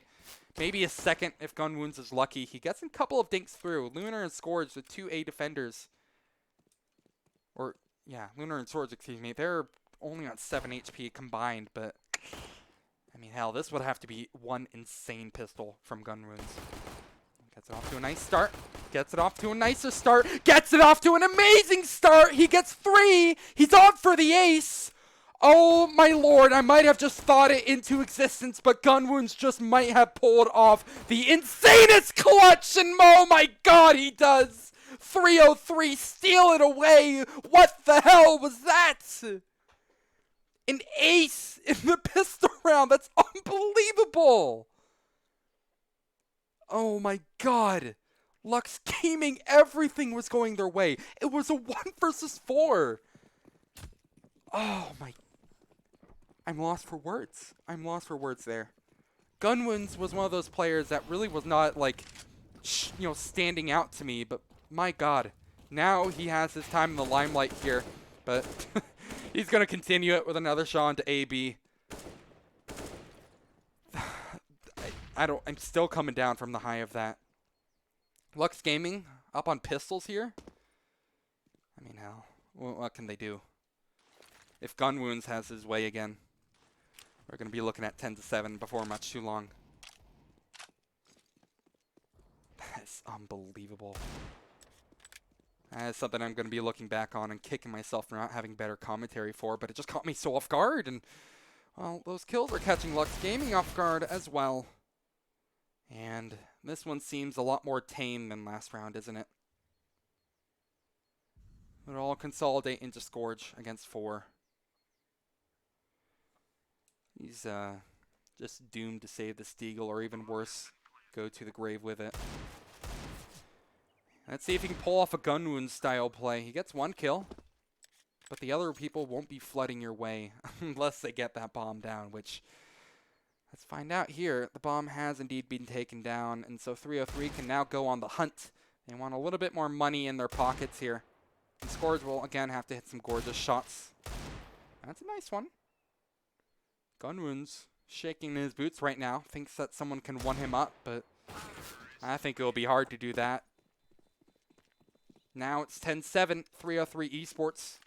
We'll convert that second round, which is so important too. Because Lux Gaming, I mean, there is a potential for them to actually take that one away too. But no, it's all quiet on the Western Front. It's smooth. It's just about as expected. Full nade buy from Lux Gaming. Probably going to be nading down Banana Yes, indeed they are. Good util damage onto F1, and even better shots onto Thomp. It's actually going to convert into a number of kills, and the pistols are proving lethal from the CT side, but only so convincing they will be. Trades back and forth, but from here it becomes so much easier from 303 to close it out. They can now move as a unit. Now that Lux Gaming's defense has been split, it would have to require an insane solo play from someone like Scourge, who will have a free shot onto the first here, but could easily get traded out. Heretic in a 1-on-2 finds the first. AB will be no problem whatsoever for him. And indeed, he'll make it so. I speak it into existence. Lux Gaming, very close there. I mean, that is more of what I was expecting on round number 2 there, but they managed to make it close even against full AKs like that, so a little bit more money than desired will have to be spent for 303, excuse me, heading into this next round, but they'll be able to afford a full buy. It's no worries. Meanwhile, Lux Gaming going to be in for a real treat here. They have an AWP brought to the table and aggressive banana. Oh, it's a treat for the T's. They just might be gifted to some free kills, or perhaps Mickey will be invited to the kill dimension. He gets one for free. That's on to gun wounds. Talk about revenge for what happened on that pistol. Now that he's taken out of the picture, maybe Lux Gaming are going to be breathing a little bit easier. But there's still 4 more players to find. You can't keep holding your breath, though. Molly through. And they stay stable. All the players have now consolidated over to the A bomb site. Almost universally across the board. Contact play. Perhaps a Hulse pump will actually be in order from 303. I feel like Scourge could easily snuff this out, especially if he plays anti-flash or something of the sort here. Lunar has his back in case things go wrong. I don't see this being very fruitful. Oh, he's faking the drop. I love that. Not sure if that'll actually do much of anything here, but they have a great read on this. 3 CTs out the ready here. It'll just be easy picking for 1, a second, and the third. Just like that, it is done. Rock solid defense from Lux Gaming. And now 303 are left dazed, confused. That was very solid, honestly. Lux Gaming had such a great read on what 303 were trying to do there. I'm not sure where they got like the bulk of that information, like if they heard a bunch of players making noise apartments or something, but that was just played to a T, in all honesty. Can't get much smoother than that, although Lunar isn't able to save his AWP, which is a bit unfortunate. It's pretty much the only thing that seems to go wrong for them in that round. Now 303 are stuck on pistols. The gun wins with that Galil. He's been relegated out of pistol duty onto Galil duty, but neither of them will do much against the monstrous Krieg. Nightmare will be giving them nightmares right now. Oh my god, scope in with the thing! Scope in with the thing! Oh no! That's actually terrible. 303 can maybe steal that gun away, bring it back to either site that they wish, because rotations are going to be hellbound across the board. And 303, I mean, that was actually a huge opportunity just gifted. I'm surprised that they didn't commit to the B-bomb site. That could have easily been their chance to take it over, pinch the defense, but now they're just giving up kills. Mickey finds the first, gets the second for free, and the third, not quite. Thomp will finally remove the, the murderer. That kind of sounds a little lethal. But remove the enemy. Here we are. That sounds clean. That sounds nice. Thomp, 30 seconds left. Doesn't even want to bother with any util. There we are. Set it out over towards CT. That's just going to be a nice freebie for AB now that his position has been telegraphed. And so let's continue. They've had all their freebie rounds, and they're going to be able to get another one. Just because 303, I mean, their money hasn't been incredible. Wow, there's almost zero investment. The only thing but on the side of 303 is a singular flashbang on Thump. This could either end very, very badly for 303 or perhaps the other. Yeah, okay, nope, it's bye. Everyone's dead. Gun wounds. He's like, I don't want any of that. He's just stuck at bottom banana. Lex, it's actually a TK. I'm sorry, that really caught me off guard. I'm gonna need to drink some water. Okay, well, a TK comes through. Otherwise, that was probably the most anticlimactic round of the game. They just all walk into the utility sets of Lux, and it does its job very handily. That was just kind of a gimme. I'm sure that they didn't have many chances or many hopes and dreams of making that one work 303. They'll go back to a standard default with a lot of early brackets control, giving up banana for the most part, though. That is interesting. Oh, yeah, no, they're just giving it up because of the Australis utility being used by Lux. This is big. They're basically playing this exactly how Australis like to, except that AB is actually backed up. So now it kind of diverts from the original plan, but it's no matter. Because this will be a call for an A hit. Scourge is at the ready with 1 and a second. Lunar now needs to step up massively for his team as well. Nightmare is in a great position. He finds one, doesn't falter on the first kill. The second one, not a problem either. It'll be F1 left to his own devices, but he'll have to pull off a play worthy of device in case he wants to actually win this. That's a good start, but not quite the finish that he hopes for here. That could have nearly been just probably, I don't know what it is with the A-bomb site, but it has made too many rounds close calls. It's almost hard to follow at some points. But I think crisis has been averted. Lux Gaming are looking very comfortable on Inferno for the time being. Their default really did them a lot of good there too. That early set pieces of utility. Oh, they're even bringing their Opera over. Wait, no, they're not bringing their Opera over. So this is just their own unique take on Banana, isn't it? I don't like it, says 303 Esports, because they all die. Lux Gaming, they shut down that major artery, and it becomes so tough for 303 to do anything about it. I think they just have to play it slow, because that fast game is not working against Lux. You only lose a single player in the thick of things. Now that things have thinned out a little bit, it should just be easy pickings. In theory, that is. In theory. There's no util for 303, so there's not going to be a Halls pop or anything of the sort. They're just going to have to rely a lot on having some of these frags just walk into their crosshairs. But Lunar, trained on the angle, has no intentions of budging, and it's the same story for Scourge. Maybe Scourge can actually budge out of mini pit, but no reason to.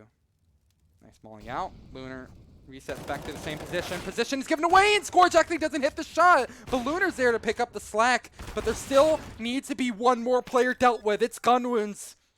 He is the scariest player in the server at the moment. I'm sure when they're against a clutch against this guy here, they have to be shaking in their boots here. They have to be having some sort of flashback. But no, their fears have been dissipated. And no more insane plays for Gunwounds for the time being. It will be Lux Gaming smooth sailing onto match point and a very massive lead. They have so many chances to close this one out cleanly. 7 to be exact. This could easily be the end of the line. 303. Get a nice convincing buy. Lots of utility to go around. A dunk nade early on from Lunar. Doesn't find much of anything. Oh, 2 points of damage onto F1. That's game changing. Oof, that is very ballsy for Lux Gaming to go for. That nade. Goodbye, loss. You're down to 2. And Scourge finds the first kill. I mean, this CT defense has really been rock solid. This is kind of what I'm sure Lux Gaming were hoping for picking this map, and they are not failing to deliver. They are doing pretty fantastic. 3-3, I mean, they're just kind of treading water. They can't even get up a site solidly without just taking a couple of shots or two. It's rough times for them on the T side, and I think their time on Inferno, their time in Italy, just might be about over. It's Gunwounds, again, the man in question. Sucked a clutch, but there's no chance. Lux Gaming convincingly take map number 2, and it's going to be all evened up heading on to Dust 2. That is a lot more like the Lux Gaming I was expecting to see heading into this matchup. I want to see if they can keep up the ante, though, because there's still a whole other map of Counter-Strike to go. Don't go anywhere, guys, because there's, again, going to be more coming your way very, very soon. My name is Ito, and I'll see you for map number 3 in just a couple of moments. Later.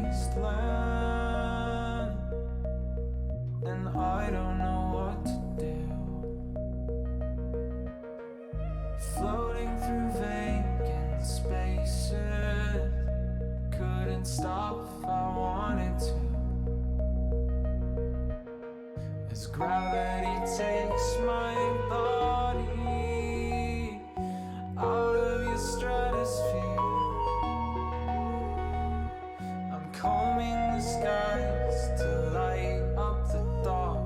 'Cause I feel so alone out here in this galaxy. Inside of me, don't wanna be your enemy. No, this fallacy, it's guiding me as it takes me away from you. And I'm drifting away from you.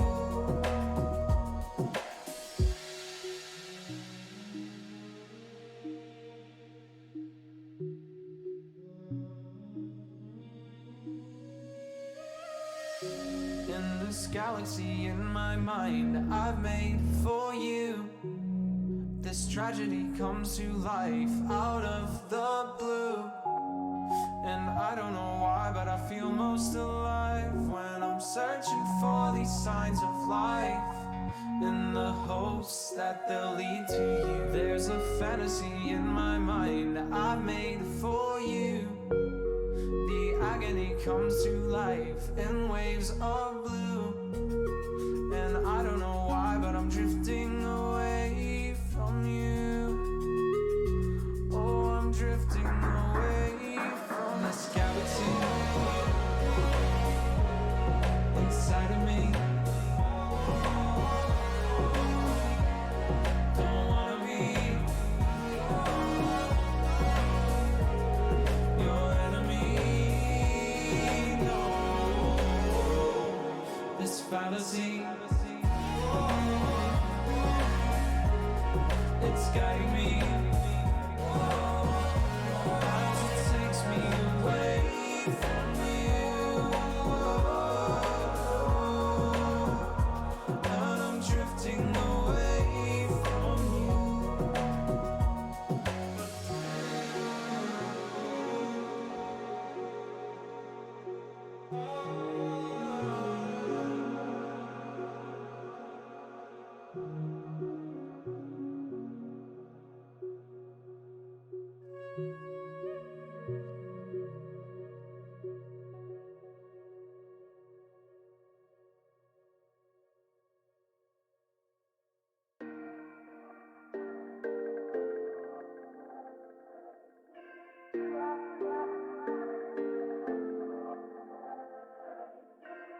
We've been sitting at the end of the moon. Should we jump or is it too soon?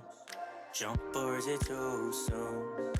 Jump or is it too soon? The cosmos look nice, I'm sure they're paradise, but I'll stay here with you. Should we jump or is it too soon? Jump or is it too soon? Look to the stars and do you think they are too far? Look to the stars and do you think they tell us who we are? Should we jump or is it too soon? Should we jump or is it too soon? I've been thinking of my time here and all the times I lied to myself, under the sun, yeah, under the sun. Thinking of my time here and all the times I lied to myself. Where did the fun go?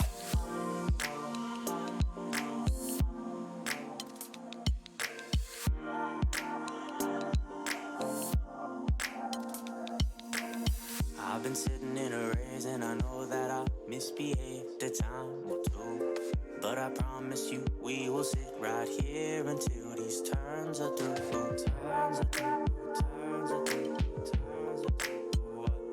Should we jump, should we jump, should we jump? Or is it too soon? Look to the stars and do you think they are too far? Look to the stars and do you think they tell us who we are? Should we jump or is it too soon? Should we jump or is it too soon?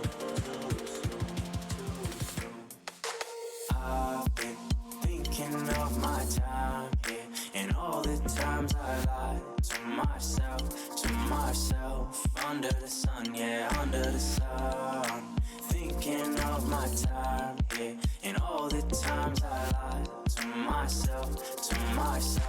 Where did the fun go?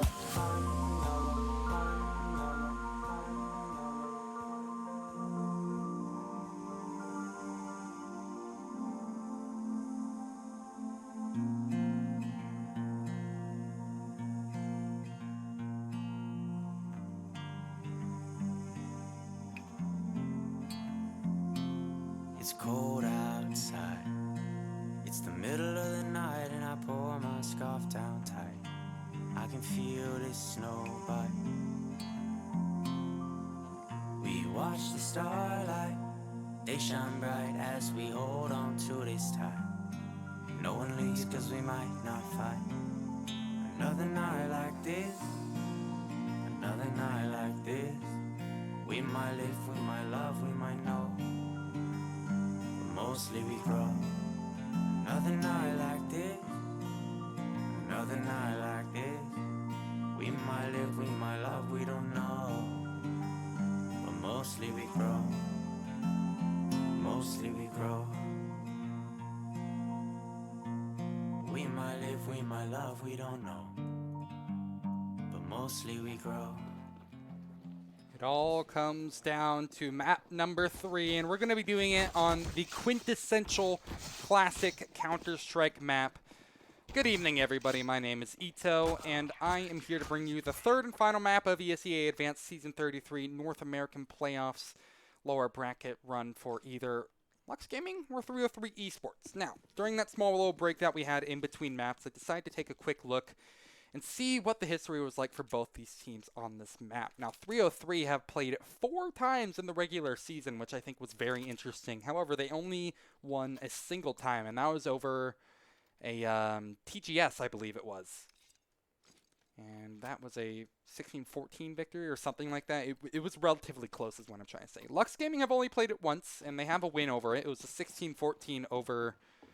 I can't remember what team. I think they were like 6-10 or something in the regular season. It was 16-14, so a close win over D2. Doesn't inspire a lot of confidence, but perhaps they can prove me wrong as we're heading into the pistol round. Knife round. Oh my god, lost.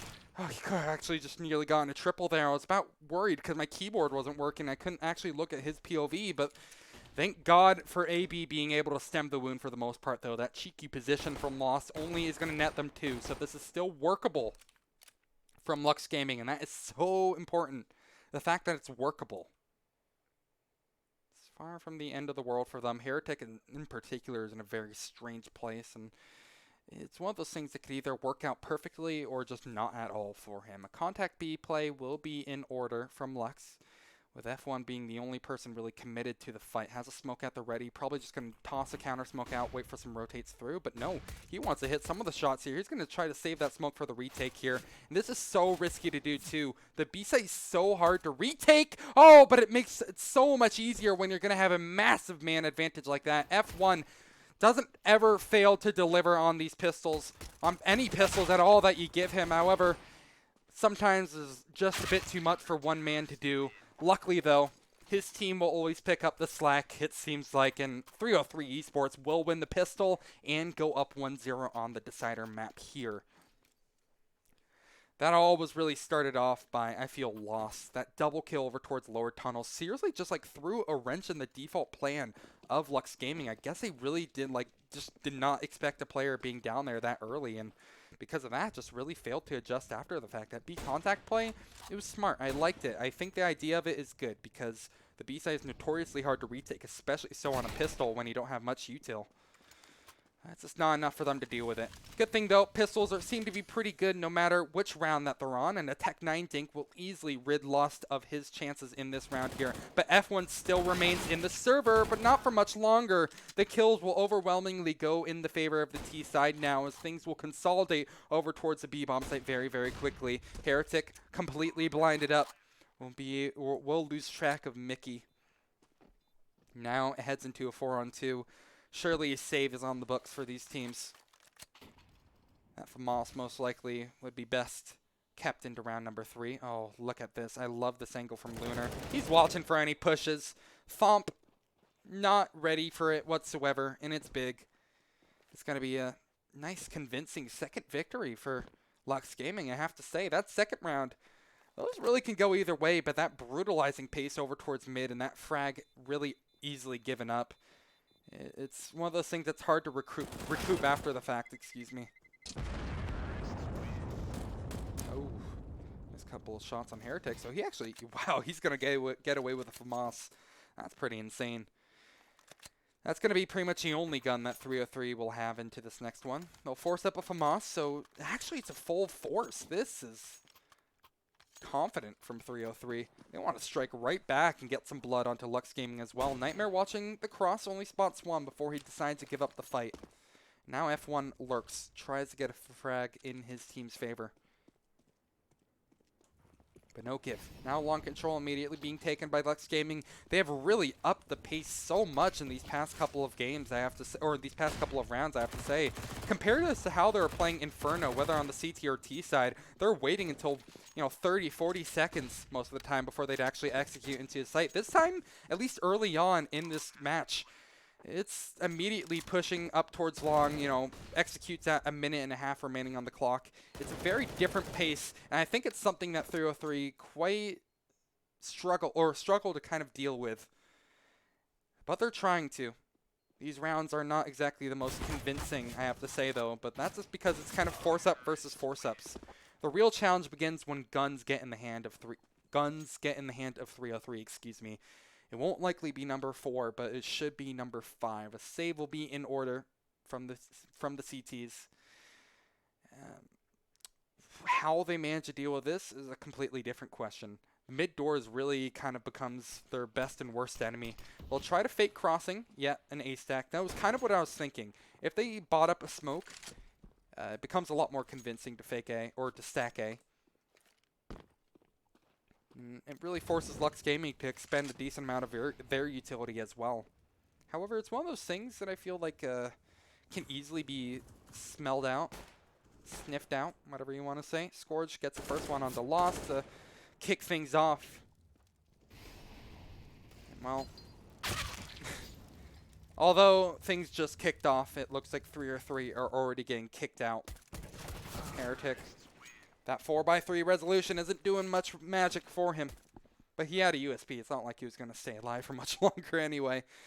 But nice start. Very solid start from Lux Gaming. They've gotten the bonus rounds out of the way. 303 soon will be able to afford guns. This actually is going to have to be another save. The economy is just really tanked for 303. It's kind of depressing. But I'm sure Lux will take their punches where they can. Losing that second round really messed up the CTs for a while, didn't it? Rotate's already coming in over towards B. Lost up for the challenge. Tries to get more than one with a Desert Eagle, but he won't be able to. F1 thankfully responds with a couple of shots of his own. But overall, it's another very quick one from Lux Gaming. Seriously having no respect to the name. This is a team that brought them to a map number 3, but now that they've gotten here, they just want to try to quickly close things out. F1 now picked up a scout, is still on for this retake effort, and Thomp is actually going to find the first. How? How do they pull that off? Why did Mickey not trade it out immediately? The utility wasn't used on the T side either, and they just gifted that round to 303. A force-up, which they had absolutely zero business winning, somehow goes the way of the CTs. And that fast pace might have come back to bite them just a little bit more than it probably ever should have. Still, a buy will come through. It's not the end of the world. But Lux, that was one that cannot happen again. They'll be given many shots at this. Full guns being bought up here means that 303, again, are going to be investing pretty much every last cent into making this one work here. If it doesn't work out in their favor, you might see 303 again tanked onto another eco, and well, that could be dire straits for them. No players committed over towards long for the CT side, I should mention. It's a bit interesting. Lost is sitting in CT spawn, so that stems the wound a little bit. But if the utility usage is good from Lux Gaming, something that they historically have done on both the maps so far, they should be able to be able to get up towards A site without too many hiccups. Thomp, excuse me, could also provide some resistance. In fact, I'd actually aim to him to probably be the biggest wounder. But it would be Gun Wound actually providing the first face here. They've successfully gotten a ton of utility out of the CT side, but a 1-for-1 trade and a Mickey dropping out. That hurts actually significantly. Mickey was the player to watch heading into this next map, and now the CTs have to play a man down, whether they like to or not. Lunar, watching over towards Long. He just has to stay trained on this angle. It's so risky to do pretty much anything else. Thank God for AB, though. Finding a triple in the round so far here. Needs to continue with another, though, because I'm not sure if Lunar is going to be able to do much from this position. Unfortunately, AB going down just spells disaster for the T side here. Tech will be called, I'm sure. But 303 complete the retake, and it will be another round on the board for them. That was another one where, even despite that Tech pause, there were a couple of strange moments for Lux. They weren't able to get up that site too solidly. Thomp was able to stay alive on Catwalk for so long. I mean, theoretically, what can be done differently there? Well, not losing a player. I'm sure that really threw a wrench in their plans. I'm not going to lie. They seemed really confused and had to adapt to it on the fly. The fact that they got bombed down is huge. I think that's what's important to mention, though. It's going to be able to help their money down the line. While Mickey re-enters the server. But it's not the end of the world. Lux Gaming, they're going to have another full investment into this one here, while 303 will have one of their own. Heretic even having that AWP, that's going to be a good look too. That Opera over towards Long has a perfect spawn for it. If we see another signature incredible Heretic round or something like that, I think we could be in for a real treat. But first we need to get rid of the fun technical pauses. Again, important to mention both these teams, or rather 303 has played a very decent amount of Dust 2 in this season. Let me actually recheck to see what teams that they won and lost versus. I know they won versus TGS, but they lost to Gramps' Bald, Top Notch, and Dan's Tayul. And let's check how those teams are doing. Let's see. DTY made the playoffs and went 0-2 rather.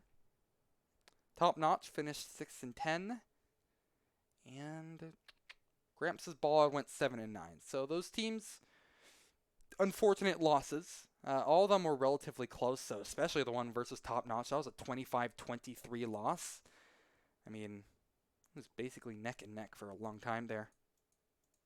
But Dan's Tayul, they lost 16-9. So in theory, this is a pretty even decider for both teams, especially again considering that 303 have, Lux Gaming have played this map only once in their regular season. That was versus Do It From Murphy, which is a team name, to be sure. It's a dead team, as far as I'm aware. But let's check out the stats and what happened there. Fun little check. It's not like we have much else to do while we wait for Mickey to reconnect. Shouldn't be too long. Let's see. Lux Gaming 14-16 loss. And, yeah, they had Sin, Swinky, Fly, Gulu, and Hyun. Hyun is a pretty good player, but apparently had a relatively slow game. But overall, I mean, there's not a lot to take from either one of these teams here. If you were just to take the straight-up numbers, I mean, like, that's, in theory, going to be a better game for Lux. I just don't think it's exactly, like, the biggest sample size to really work from. And because that kind of makes it hard to really predict what's going to happen on this map. It's puggy, and it's, you know, kind of a staple of competitive Counter-Strike, but still a lot of question marks surrounding it. Tech pause still coming through. If it takes much longer, actually, in fact, I'm just going to go ahead and toss it to a break right now, just until, or not a break, excuse me, just toss it to some music while we just wait for Mickey to reconnect. I think I made all my big talking points out of the way, so I'm just going to go ahead and chill, rest my voice for a little while. before the action inevitably continues soon. So I'll see you very, very soon. Apologies for the wait, but never lucky, right? We'll see you soon.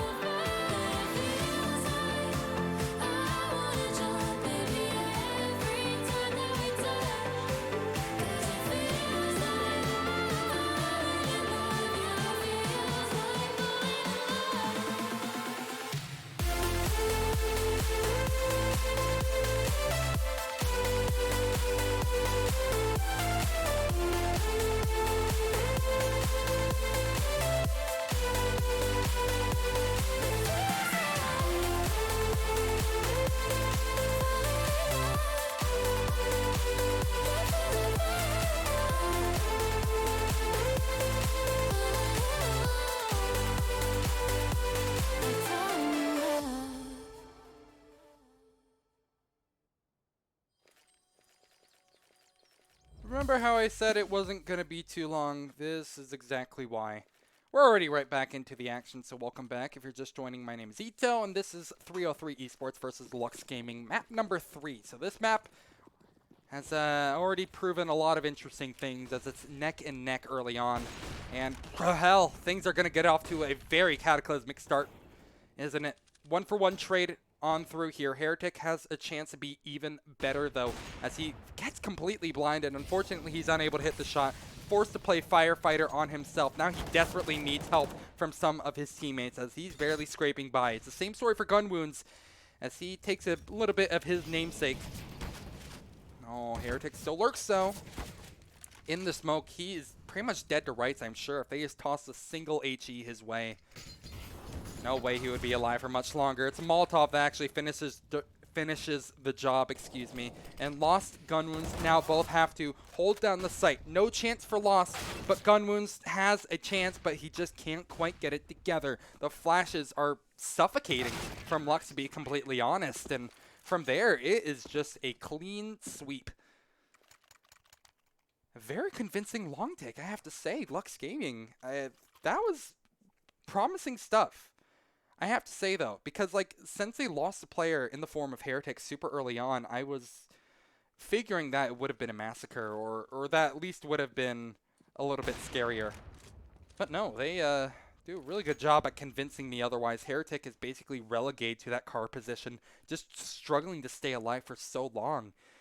I mean, in theory, what could have been done differently from 303, other than, like, smokes? I have no clue. I mean, it was a very tough position for Heretic to be in, where he was probably dead to rights no matter what happened, and I think that's basically what's going to happen with Gun Wounds and Thomp holding down site now. Thomp is in Wizard, though, and this is kind of a sneaky position. If they don't watch for him, well, okay, never mind. I was going to say if they don't watch for him, he could go big, but it looks like he's going home instead. And hey, Heretic is going to go ahead, take this scout home. You'll have leftovers for round number 9. Oh, wait, but he's been spotted. Pre-fires are through, but at long range, it's so hard to finish off a kill. The Krieg does much better at it, as Nightmare will now demonstrate to us. And now, Lux Gaming get 2 together. That was another freebie round, though. So there's still a lot of chances for either team to really strike blood here. Map, I would say, has shifted in the recent meta, that is, a lot more to be T-sided with the addition of guns like the Krieg and also just, I mean, really, it was just the Krieg, but also the T economy. Meaning that 303 have their work cut out for them.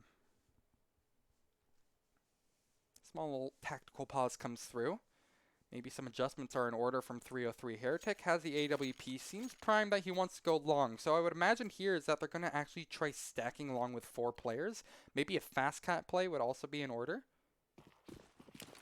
No, but it looks like just to be standard default. No fast cat, no nothing. I figured some sort of switch would be in order, but this seems like pretty much the exact same default. In fact, Thomp dies even faster than he did before on the default. Couple of skirmishes out towards long ends up favoring just barely 303. But it could easily swing back into either team's favor here, especially with a nice little boost up. Scourge, unfortunately, fires this shot a little bit early. If he waited just a couple of seconds longer, he would have gotten probably Heretic for a very low price. And now Lux Gaming are finally starting to get punished for some of this early aggression. The skirmishes out towards long were really the round changer right there. Wasn't necessarily a different switch up from 303. No, it was just holding down the line very well. It's something that Lux Gaming previously have just been able to come out on top of more than anything. F1 holding down the B-bomb site has his work cut out for him as well, but I think he's up for the challenge. Okay, maybe he isn't. Maybe Gun Wounds isn't either. And, well, okay. I figured that this was actually going to be a very promising prospect for 303 to get number 4 on the board, but it's not looking too great for them. The forecast, it's gloomy. The gloom outside this door will actually not dissipate. Gets re-smoked by AB. Heretic is just going to be dedicated to saving this AWP, and I think Lost has just about decided to do the same. He realizes that the round is his namesake, Lost. He'll just go ahead and save a FAMAS. It's not the greatest gun to try to pick up and keep. But if he can find an M4, stumble across it somehow, that would be big. Yeah, there it is. Ooh, a Kree, that is a nasty pickup. All in all, I think you can say this is a pretty successful save.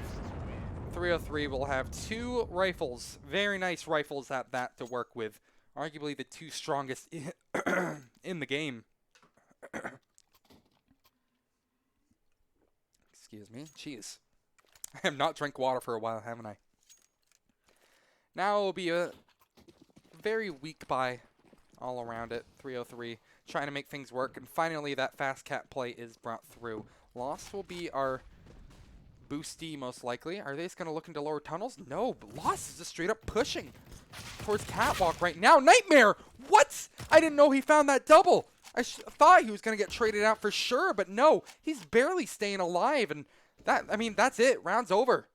Heretic, now relegated to a position in lower tunnels, is already dead. That Krieg is disgusting. 303, I mean, I'm not sure what the hell they're even trying to go for there, but there's not a lot of chances in that one. That was just brutal, I have to say. That's the kind of Lux Gaming that, if you're a fan of them, you like to see. But 303, they have to be feeling a little bit frustrated. Because there's actually a real chance for them to cause some significant damage. I mean, think about, in theory, all the damage you can do with that AWP. Has a pause time? Okay, there we are. It's bad to say. I don't think we're going to be seeing a pause or an unpause. Another player dropped. Kind of getting deja vu at the moment. This time it's for 303. Again, that being said, Lux Gaming can now use this opportunity to maybe think of a new strat to bust out. We're heading towards the latter end of this first half, I can say. There's only 5 left. 5 rounds. And there's still a chance for 303 to get 8. If especially they get 5 players, that would help, wouldn't it? I'm just trying to think. I mean, Lux Gaming, I'm trying to think of what in particular they've been exploiting. Again, it does seem like that fast play. That last round, that seemed a bit unusual for them. But Lux Gaming were ready for pretty much any challenge. Definitely upping the pace compared to especially Inferno, but also Overpass. And it's just something that 303 have just really been struggling to actually adapt to rather. In theory, what can they do? The full buy. 303, I mean, I think it would be really big for them to get some ops, in all honesty. They got a sniper, maybe double op setup even. That would be huge. But they can also just play sites. Like, I'm not saying only play sites, but I like the idea of like what Heretic was doing. For example, holding over towards car. Although he was Molotov'd out multiple times. Think about what happens if you have like another player playing CT or another player playing on site and they smoke the long corner. Something like that. Make it a bit tougher for them to actually try to remove Heretic from the round. I mean, I'm not sure if that's like the actual recipe for success. These are the guys who are playing in advanced playoffs and not me, but that's just what kind of stands out to me, is that Lux Gaming have been able to exploit just one part of the map. They just abuse it over and over and over and over, and it's just like, no problem. Looks like we're seeing an unpause come through. Our 303, seriously? Fine with... Okay. I keep getting debated over and over. I'm just going to go ahead and bring in 2 and pause until I see 5 players on either side. Oh, of course. As soon as I say it, I need to take a drink of water, so I actually kind of wanted to take a little bit of a break, but no. Back into it we go. Heretic, I have to say, after his map 2 and map 1 performance for that, the insane performance standard that he set up, he's been having a pretty quiet game. He's 2 and 7, maybe 3 and 7. No, that pre-aim that he did a couple of rounds prior does not work the same a couple of rounds later. Fast play again. Look at this, Lux Gaming. They've taken long control yet again, and look, you're actually seeing sort of that setup that I mentioned before. Let's see if this is actually going to be the key to their success. Heretic hitting shots is a very nice change as well. Removes Lunar before this execute onto a site actually has a chance to begin. Trying to retreat will be gun wounds, but somehow spotted through the smoke. And that means Lux Gaming can continue their charge onwards towards the site. Heretic still remains as a factor, though, and he's able to cause significant damage. Now onto another player. Lots does the same, and it's just all going to be a clean sweep from there. 303, adjust their setup, get all the players they need into the server, and Heretic finds a nice couple of kills to boot. A much-needed change for 303. Finally starting to punish that sort of aggression that Lux Gaming have been doing early on. They gave up that control initially over towards long. I think that's important to mention, Lux Gaming. But they still continued to push it after the fact, after they've used a lot of their flashbangs. Continues now, this time up towards Cat. The aggression never ends for either of these teams. It's just like basically a deathmatch server. These guys have no cares in the world. Seriously, they're just pressing W towards different parts of the map, and once they eventually prod out one area, 303 are forced to just try to repair that wound, you know? It's just like, God, I knew Dust 2 was a puggy map, but this is unbelievable. The kill goes the other way, though. Heretic finding one on the Nightmare. Ooh, finding a second one on the Scourge. Heads up play to look down towards mid there, but you need to look back because your distance is being slowly collapsed upon. And Lux Gaming are starting to... What was that shot from Heretic? Holy hell. I was about ready to call him dead to rights, but he gets 3. Very costly round. Lux Gaming. Sure, they win it, but do they really with how much damage they've taken? Kind of feels like a hollow victory. 2 AKs managed to get retrieved for 303 as well, and so they'll be able to piece together a buy, something that you wouldn't have seen otherwise if the end of round worked the way Lux Gaming intended. But they'll take their punches. Now 4-8, we're into the final 3 rounds of this first half, and well, Lux Gaming, if they can continue with this magic, it would be great, but I think 303 have other plans. They immediately stomp out Nightmare and Mickey, and it becomes considerably harder now that they're down 2 men. Again, this early aggression being punished. Little do they know, if they just went Cat quickly, they would be in for probably that same story that we saw last time. That's what's insane. Is that this aggression would still work despite 303 trying to make changes. Now mid-B split is in order here. I mean, these are really basic strats, but they're working out just fine for Lux. They don't need to, like, really change the playbook all too much. And they'll still fight. What? What? Holy shit, AB. Oh my god. I mean, he's dead anyway, but what the hell was that shot? I usually don't ask it, but can someone clip that? That was insane. That was like, Hiko, are you kidding me sort of vibes. Jesus. Inhuman reactions. I mean, it's a lost round nonetheless, but that was a pretty gorgeous shot. Eye candy, I suppose. And Heretic starts things off. I look away at the kill feed to itch my eye for 1 second, and Heretic arrives on the server. I swear, having this guy rejoin the server only upped his power. This is kind of what we saw from him starting off on Inferno, and I'm glad to see that he hasn't completely lost form heading into map number 3. It's definitely going to be a much needed change if 303 want to get 7 in this first half. I wouldn't say it's vital, but I'd say it's going to be very big for them if they can. Heretic even gets another tag while Mickey is on his way up from mid B. Try to push in towards the site here, but F1 is at the ready here. Now even watching the smoke as the T's will desperately trying to push through. The CTs are starting to collapse onto their positions. Gun Wounds just has easy pickings over 2 players, and that's it. The round is done. Early round, it seems like Lux Gaming have a lot of comfort in being able to go wherever they want, but mid rounds, it starts to really become an issue. They had almost zero identity when it came to their mid round when they just tried pushing towards mid B. AB alone with a bomb. I guess this team eventually wanted to end up over towards A or something of the sort, but it seems to be AB the only one left standing. Against 4 members, got it down to 1v3. This is basically a pretty impossible clutch. Even if Gun Wounds missed that shot, I mean, there's still another player right behind him. They get the bomb down, so it's like, you know, the T's are going to be able to have a convincing buy into the last of the half. Actually, it's not even going to be convincing. It's going to be a buy.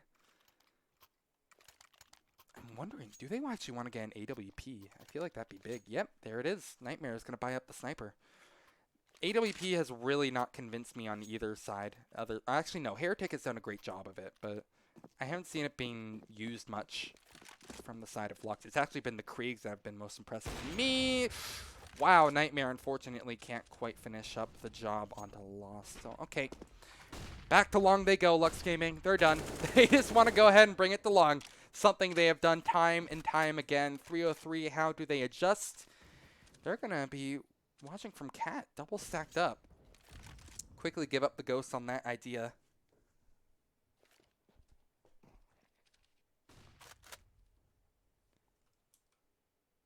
Heretic just watches. He's been pretty lethal with the sniper so far. Good damage done. Heretic is so damn good. He gets that headshot angle. That is unbelievable. Nightmare doesn't even have a chance at life here. Mickey, surprisingly, actually gets 1 kill. I have no clue how Heretic... This game is so hard to follow, man. I'm not going to lie. I'm trying to do my best job casting, but these are some, like, ludicrous kills that I'm not expecting to happen whatsoever. I thought Lux Gaming weren't going to make it work. They weren't going to make it up long, but for some reason, they'll eventually consolidate into 1 versus 4 that just really Lost has no chance of winning. 9-6 at half with Lux Gaming taking the lead. It's not the cleanest game of D2, if I can be completely honest. I think this is what people are describing when they say Dust 2 is a puggy map. Like, it really just seemed like Lux Gaming, they were just like, okay, Rush Cat. Okay, Rush On. Did they go B more than like once or twice? I don't even remember. Like, I think they tried going B a couple of times, but they just got shut out immediately and then just decided, okay, let's just take it A forever now. Hey, what's up, Hanami? How you doing? Second half coming through. The last half, bar overtime that is, of this series. It has gone back and forth. 16-14 on map number 1, 16-8 on map number 2. And it all comes down to Dust 2, where both teams really have just been kind of in a slugfest.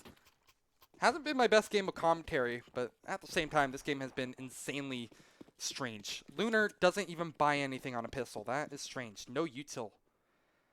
I don't know why that would be the case, but what can I say? These guys are the advanced players, not me. 303. Going to be going for just a very late contact play. They're expecting Lux Gaming, I would imagine that is. Just to push them, and if they don't see anything, Lost will just go ahead, set up an Xbox smoke, flash his teammates up, and try to take Cat. This is actually a pretty great read, too. I'm not sure if this is planned specifically against Lux Gaming or something of the sort here, but there is no rotates really ready for the action. And so that means that Lux Gaming will have to sprint their way from long. Lunar still dedicated to the cause, so mainly it's going to fall onto the shoulders of Scourge, who Finds a couple of players, taps away, only gets one for his tap troubles.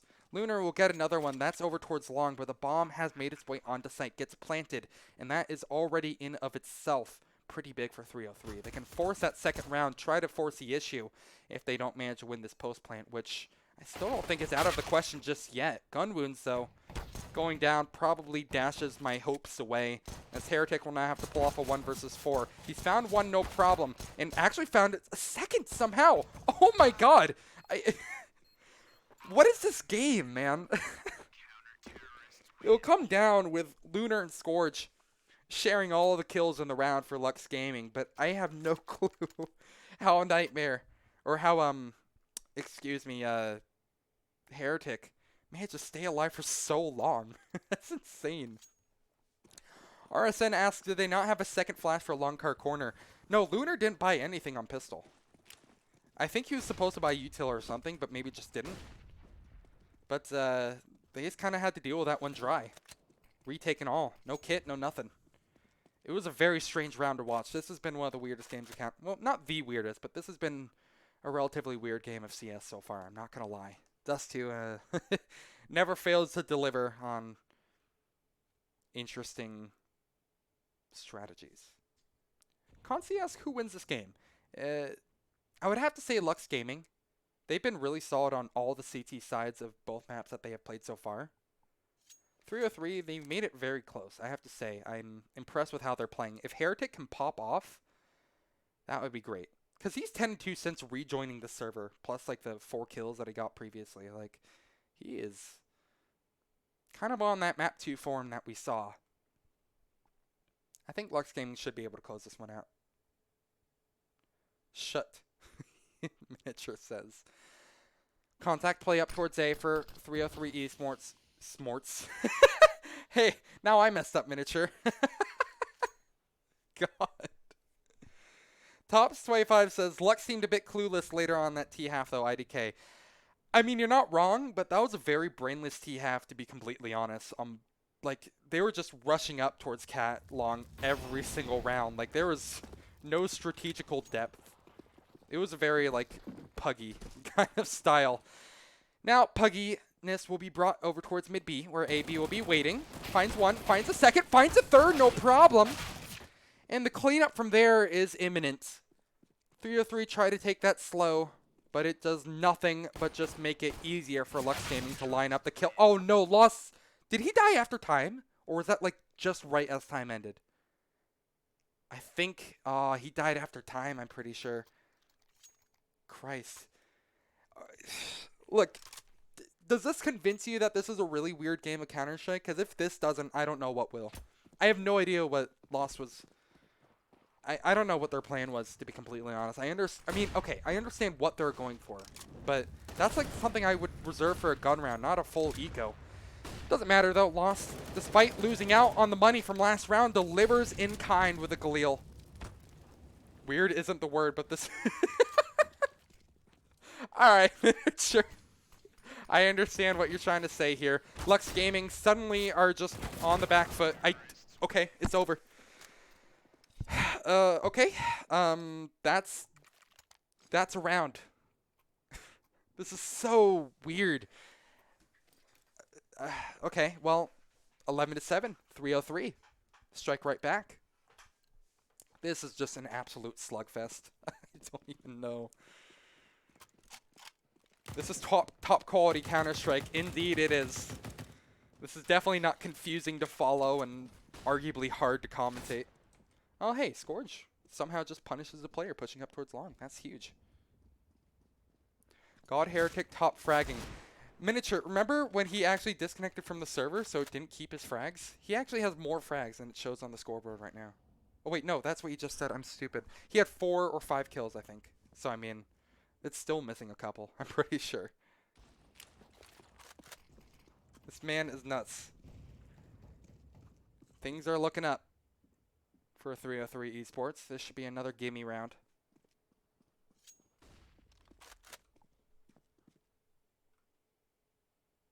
But it's all really ground down to a halt. I mean, Lux Gaming, they're all Trying to really consolidate over towards the A site with Lunar holding towards CT and a nice little off angle. Mid B split.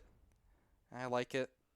Should be relatively good for 303. Nightmare, does he actually want to push this smoke? Or is he going to try to hold close to it?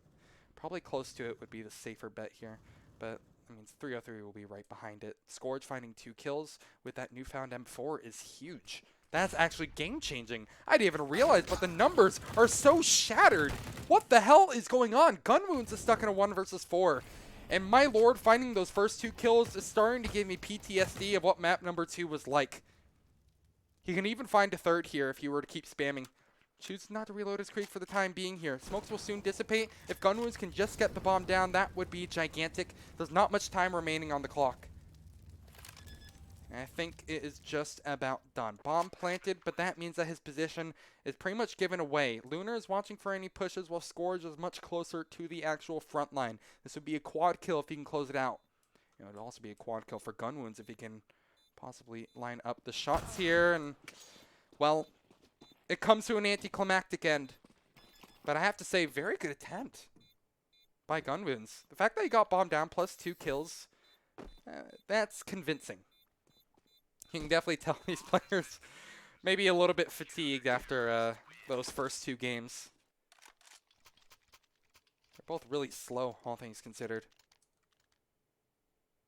It's going to be another 12-7 Lux Gaming, only 4 away from closing things out and improving on into the season to try to make that lower bracket run. Heretic watches with an AEWP that he's fully invested. So both teams putting together every last scrap of cash that they can to make this round work, and it's already starting to pay dividends. F1, sure, he's forced to use his smoke just to stay alive, but he gets a significant tag onto Lunar, who will now force the issue. What is Scourge doing? Scourge pushes the smoke and dies the thump. Oh man, that is brutal. Okay. Well, Nightmare is backed up over towards Car. A missed Molotov means that that 303, excuse me, either have to expend another to flush him out, or they actually have to push him down with the rifles themselves. Lunar still lurks, this time over by Cat. And yep, indeed, another Molotov comes out. Nightmare peeks right behind it. Gives up his life. Miniature, please, man. I'm trying my best here. I'm trying my best here. It looks like 303 are trying their best as well. Lunar peeks out over towards mid, trying to even up this newfound man disadvantage, but it's fallen flat. With 7 HP, there's only so much that he could do with his op. AB will now have to pull off a 1-on-4. And I think 303 will just extend for kills at this point. He's already given up his position over towards CT. The trade frag surely to come through. Indeed, there it is. Okay, so it's going to be 8 now. 303. Not too shabby. They've started to piece together a number in a row that actually makes it so Lux Gaming have very weird eco. Look at this, Scourge at 7,000. Everybody else on basically 1. They're going to do double up and then triple deagles. Okay. That's a new one. I don't really hate the idea, though, to be completely honest, because 303 have been exploiting A a lot, at least early on in the rounds. Later on, they've been really happy with mid-B splits. I think a play should definitely be in order. Check this out. 2 players pushing towards tunnels. This is big, but Gunwoods could easily snuff it out. First player is spotted. That will cause a response, a catalyst response from his teammates as they'll now push up from Long and Cap, but they're losing the duel somehow, some way. Lunar stays alive over towards Long, backs up with his life. Nightmare, same situation, has an op in his hand so he can watch the cross. With an iron defense here, but Nightmare is eventually whittled away by gun wounds. And now another mid-B split begins. Or not. Why are 303? I feel like 303, this is a perfect time for them to actually do that mid-B split. But no, they're still dedicated over towards Long, even though they know that an op is going to be watching. He's actually backed up over towards CT. I forgot how to speak, but Lunar still knows how to hit his shots. We'll only get one opportunity to do it. 1-on-2. And it's AB again, having to be the clutcher. He's made his home in a smoke grenade at the moment. Can pick up a rifle, no problem. He's just going to go ahead and save it. He knows that the money on his team is gonna really suck to say complete. Wait, no, is he going for this? What is? Oh wait, he's going. What? What? I. He goes for it. He goes for it. Why does he go for that? I don't know, man. At this point, I just feel like this is kind of like the whose line is it anyway of Counter-Strike, where the rounds don't matter, you know? Quick push out towards B. This should just be a nice freebie. Probably the first sane round that we've seen in a little while here. 303 Esports getting picked away at 1 by 1. Yeah, one was boosted fast cat, the other was playing long. And neither of them were able to make a full investment through. But it's no matter. Now this should be another full investment from Lux Gaming. And maybe we'll ground ourselves back to reality. Saturday night Counter-Strike is one hell of a beast. And it is delivering. Probably not in all the best ways, though. Heretic will be watching that mid-cross yet again. That's actually not a very good smoke. Thankfully, though, they get across unscathed, but not the same story for Scorch. Again, dry peeking over towards Long. Loses his life easily. Thankfully, Lunar is there to back up and actually do him one better. This Long aggression is seriously just like where most of the bulk of the round is happening every single time. It's so strange. And 303 are just going to set up for another mid-B split, surely. It's basically been their bread and butter. Lux Gaming in a very solid spot to close it out. Surely they have a read on what 303 want to do. Oh, wait. Are they actually not going for a mid-B? Oh, are they going to wrap through CT up towards A? That is ambitious. But it was worth a shot, wasn't it? We've seen weirder things this game. Heretic will be stuck in 1-on-2. Honestly, I don't think this is impossible. He can divide his fights, especially with the op that he has, and Heretic has been on something. If he can find this first kill, second might be very much possible. Players pushing up towards Cat. They're searching for info. This is dangerous to do. At this point, I'll just... Oh, actually, never mind. They don't have bomb. That makes a lot more sense. Okay, I thought they had bomb down over towards, like, Long or something. But no. Heretic has it on his back and will try to make a clutch happen here, but he'll make noise as he drops from the window, and that should be a free kill for Mickey. There's almost no way to silently dismount, as he'll learn. Mickey hears it. Oh god, no. No, no, no, no, no. Don't tell me this is going to happen. Heretic gets the first shot on Mickey. And now it's up to AB. Oh my god, Heretic can actually do this. Heretic does it! I can't believe it! I can't believe it! This guy is insane, man. Heretic is so damn good at Counter-Strike. This is unbelievable. He's 17-4 since rejoining the server. 17-4! Do I need to repeat that? That's unbelievable. That was Lux Gaming's round to lose, and they did. It's so heartbreaking, but it's going to be another eco, so we should be having a tied game on our hands.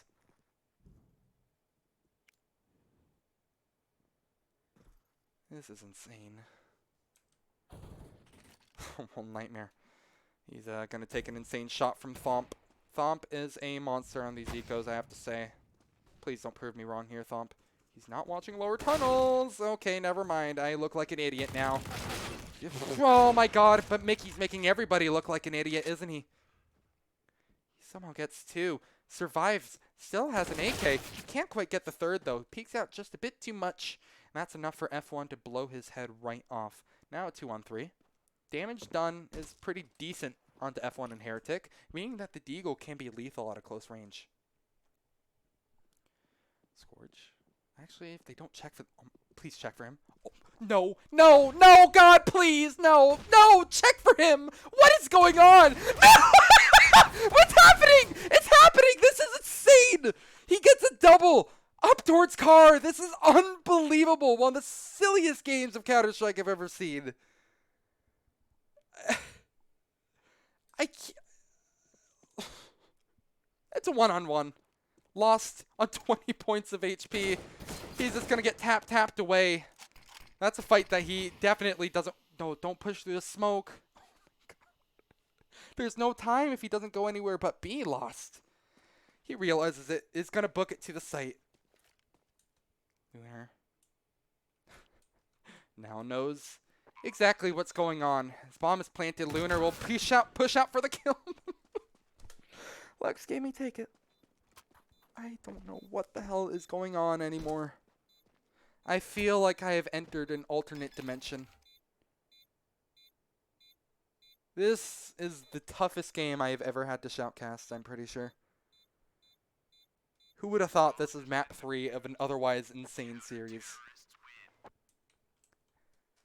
Neither player checking up towards long means that Scourge is able to get one of the craziest sneaky plays that I've seen in a while. And that means Lux Gaming will improve to number 13. 3 away from closing out this long and insane series.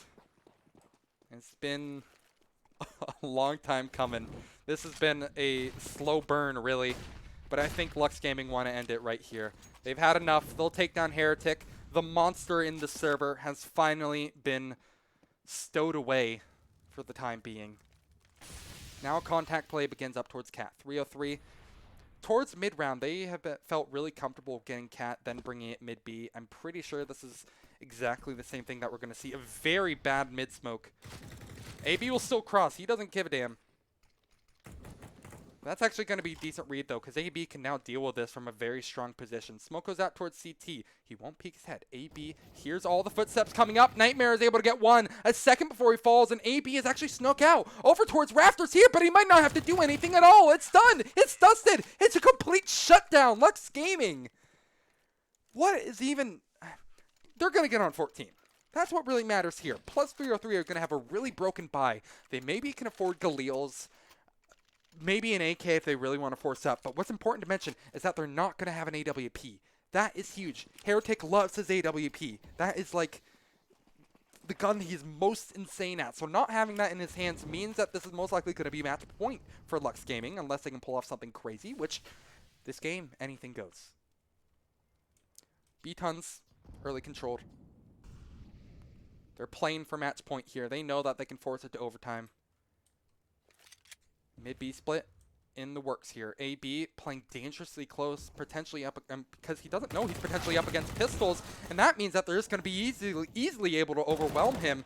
Luckily, though, the crossfires are there, and they are monumental, meaning that they should be able to secure from here on out here. Lost even takes down the bomb carrier to boot, and Heretic, nowhere to be found over towards mid, will lose his life just as quickly as everybody else. Alter says, Nightmare is a nightmare for them. Lol. That's a good one. I'm going to go ahead and set that as joke of the match. Congratulations to Alter for having the joke of the match. Everybody please clap for him. 15-11. 303 will have another bye coming in. Potentially the last of this insanely long series. Thanks for going along with my less than stellar commentary. Joke of the match. But Alter. Oh man, that's a late candidate for other best joke of the match here. It's going to be potentially the last game, the last round of the match, as we enter one final strong bye for 303, and for the first time in a long time, they're playing like an actual default. No crazy mid-skirmishes, 10 seconds into the round.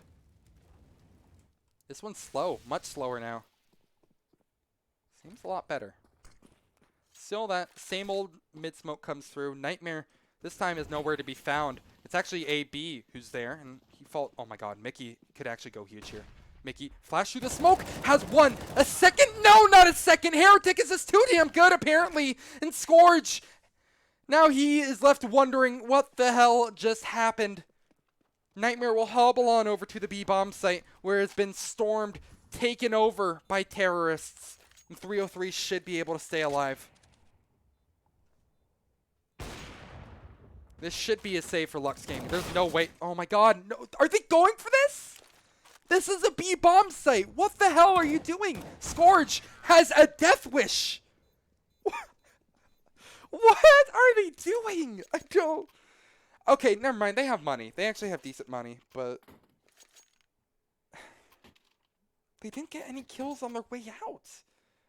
That's what feels so strange.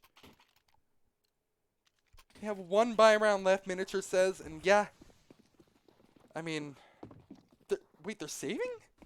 They could easily get like a couple of FAMASas or something. Are they going to be going for like a double or triple op setup in this next round, maybe? It feels like they probably could have invested a little bit more without damaging their economy too much. But, well, they'll deliver it whether they're given deals nor FAMASas. As it's a 1-for-1 to start things off. 303, this is the first time they've been contested over towards Cat early on in the round, which is a bit of a different switch up. Doesn't really matter much though, because 303 have gotten the bomb down on B already. But Lux Gaming probably are going to be going for this, considering what we saw last round. They just walk into B, apparently. Thomp finds a double kill as the players rotate in through lower B. Heretic is going to get one onto Lunar as he slowly waddles up through T-spawn, surely. Scourge taking a fight he can't win. Unfortunately. We are going to be going to round number 28. Most definitely at this point here, Lunar knows that people are going to be chasing him down. I love how Heretic is just still watching. Like, if I just took a freeze frame of this moment, I could keep it on here for the next minute. No one would know. It's just one of those kind of games. Oh, of course, Lunar peeks. Heretic is I love it. 15-13, no gun save for Lux Gaming, but they'll still be able to fully invest into this next one. No problems whatsoever. Heretic, if he can get another kill here, that would be massive.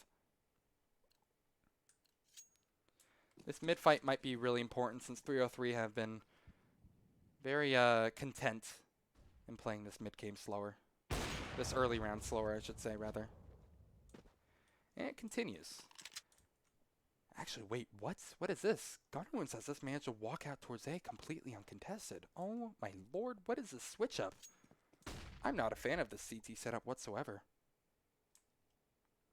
2, 3 players kind of dedicated towards mid.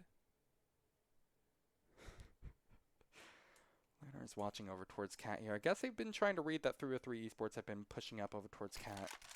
Something of the sort. Lunar will just toss the smoke down. Ward them off for the time being. And Scourge will now join the party at law. Nope, he doubles back. Oh, nope, he doesn't double back. He has conflicting. Okay, there we are. Okay, now we're going out towards long. It's going to be a split, I would imagine. But they could still take this anywhere. Bomb's still in T-spawn. First kill goes the way of 303, though. Thomp manages to take down Lunar, who's aggressing over towards Cat. It's much of the same thing from 303 that we've seen in recent times. And it'll only continue as the amount of time increases. Heretic finds an AWP kill now over towards A. AB, although he lurks over towards Catwalk, he's only able to find one kill. Somehow, though, Mickey finds another. AB now chooses to upgrade to an AWP. Watches for the bomb. Won't be able to go down in his sightlines here. Why are they planting for long? Oh, that's such a bad idea. They managed to take down F1, and now this push has real legs to it. Okay, there is actually no smoke. There is actually no smoke. This isn't the end of the world. This can still happen for either side here. And yes, okay, this is probably what they were trying to accomplish with that long smoke, or with that long plant. But my lord, if he just peeked a second earlier, that could have been done. If AB peeks Cat 1 second earlier, they lose. Exactly. Like, Counter-Strike is a game of inches. My lord, 303 are basically just barely scraping their way through this one. Last round of regulation. In some countries, watching this match is classified as torture. But this has been nothing but a treat for me to watch. Round number 30. 2 UMPs, MP9. M4 and an AWP. Okay, util. Lean A through.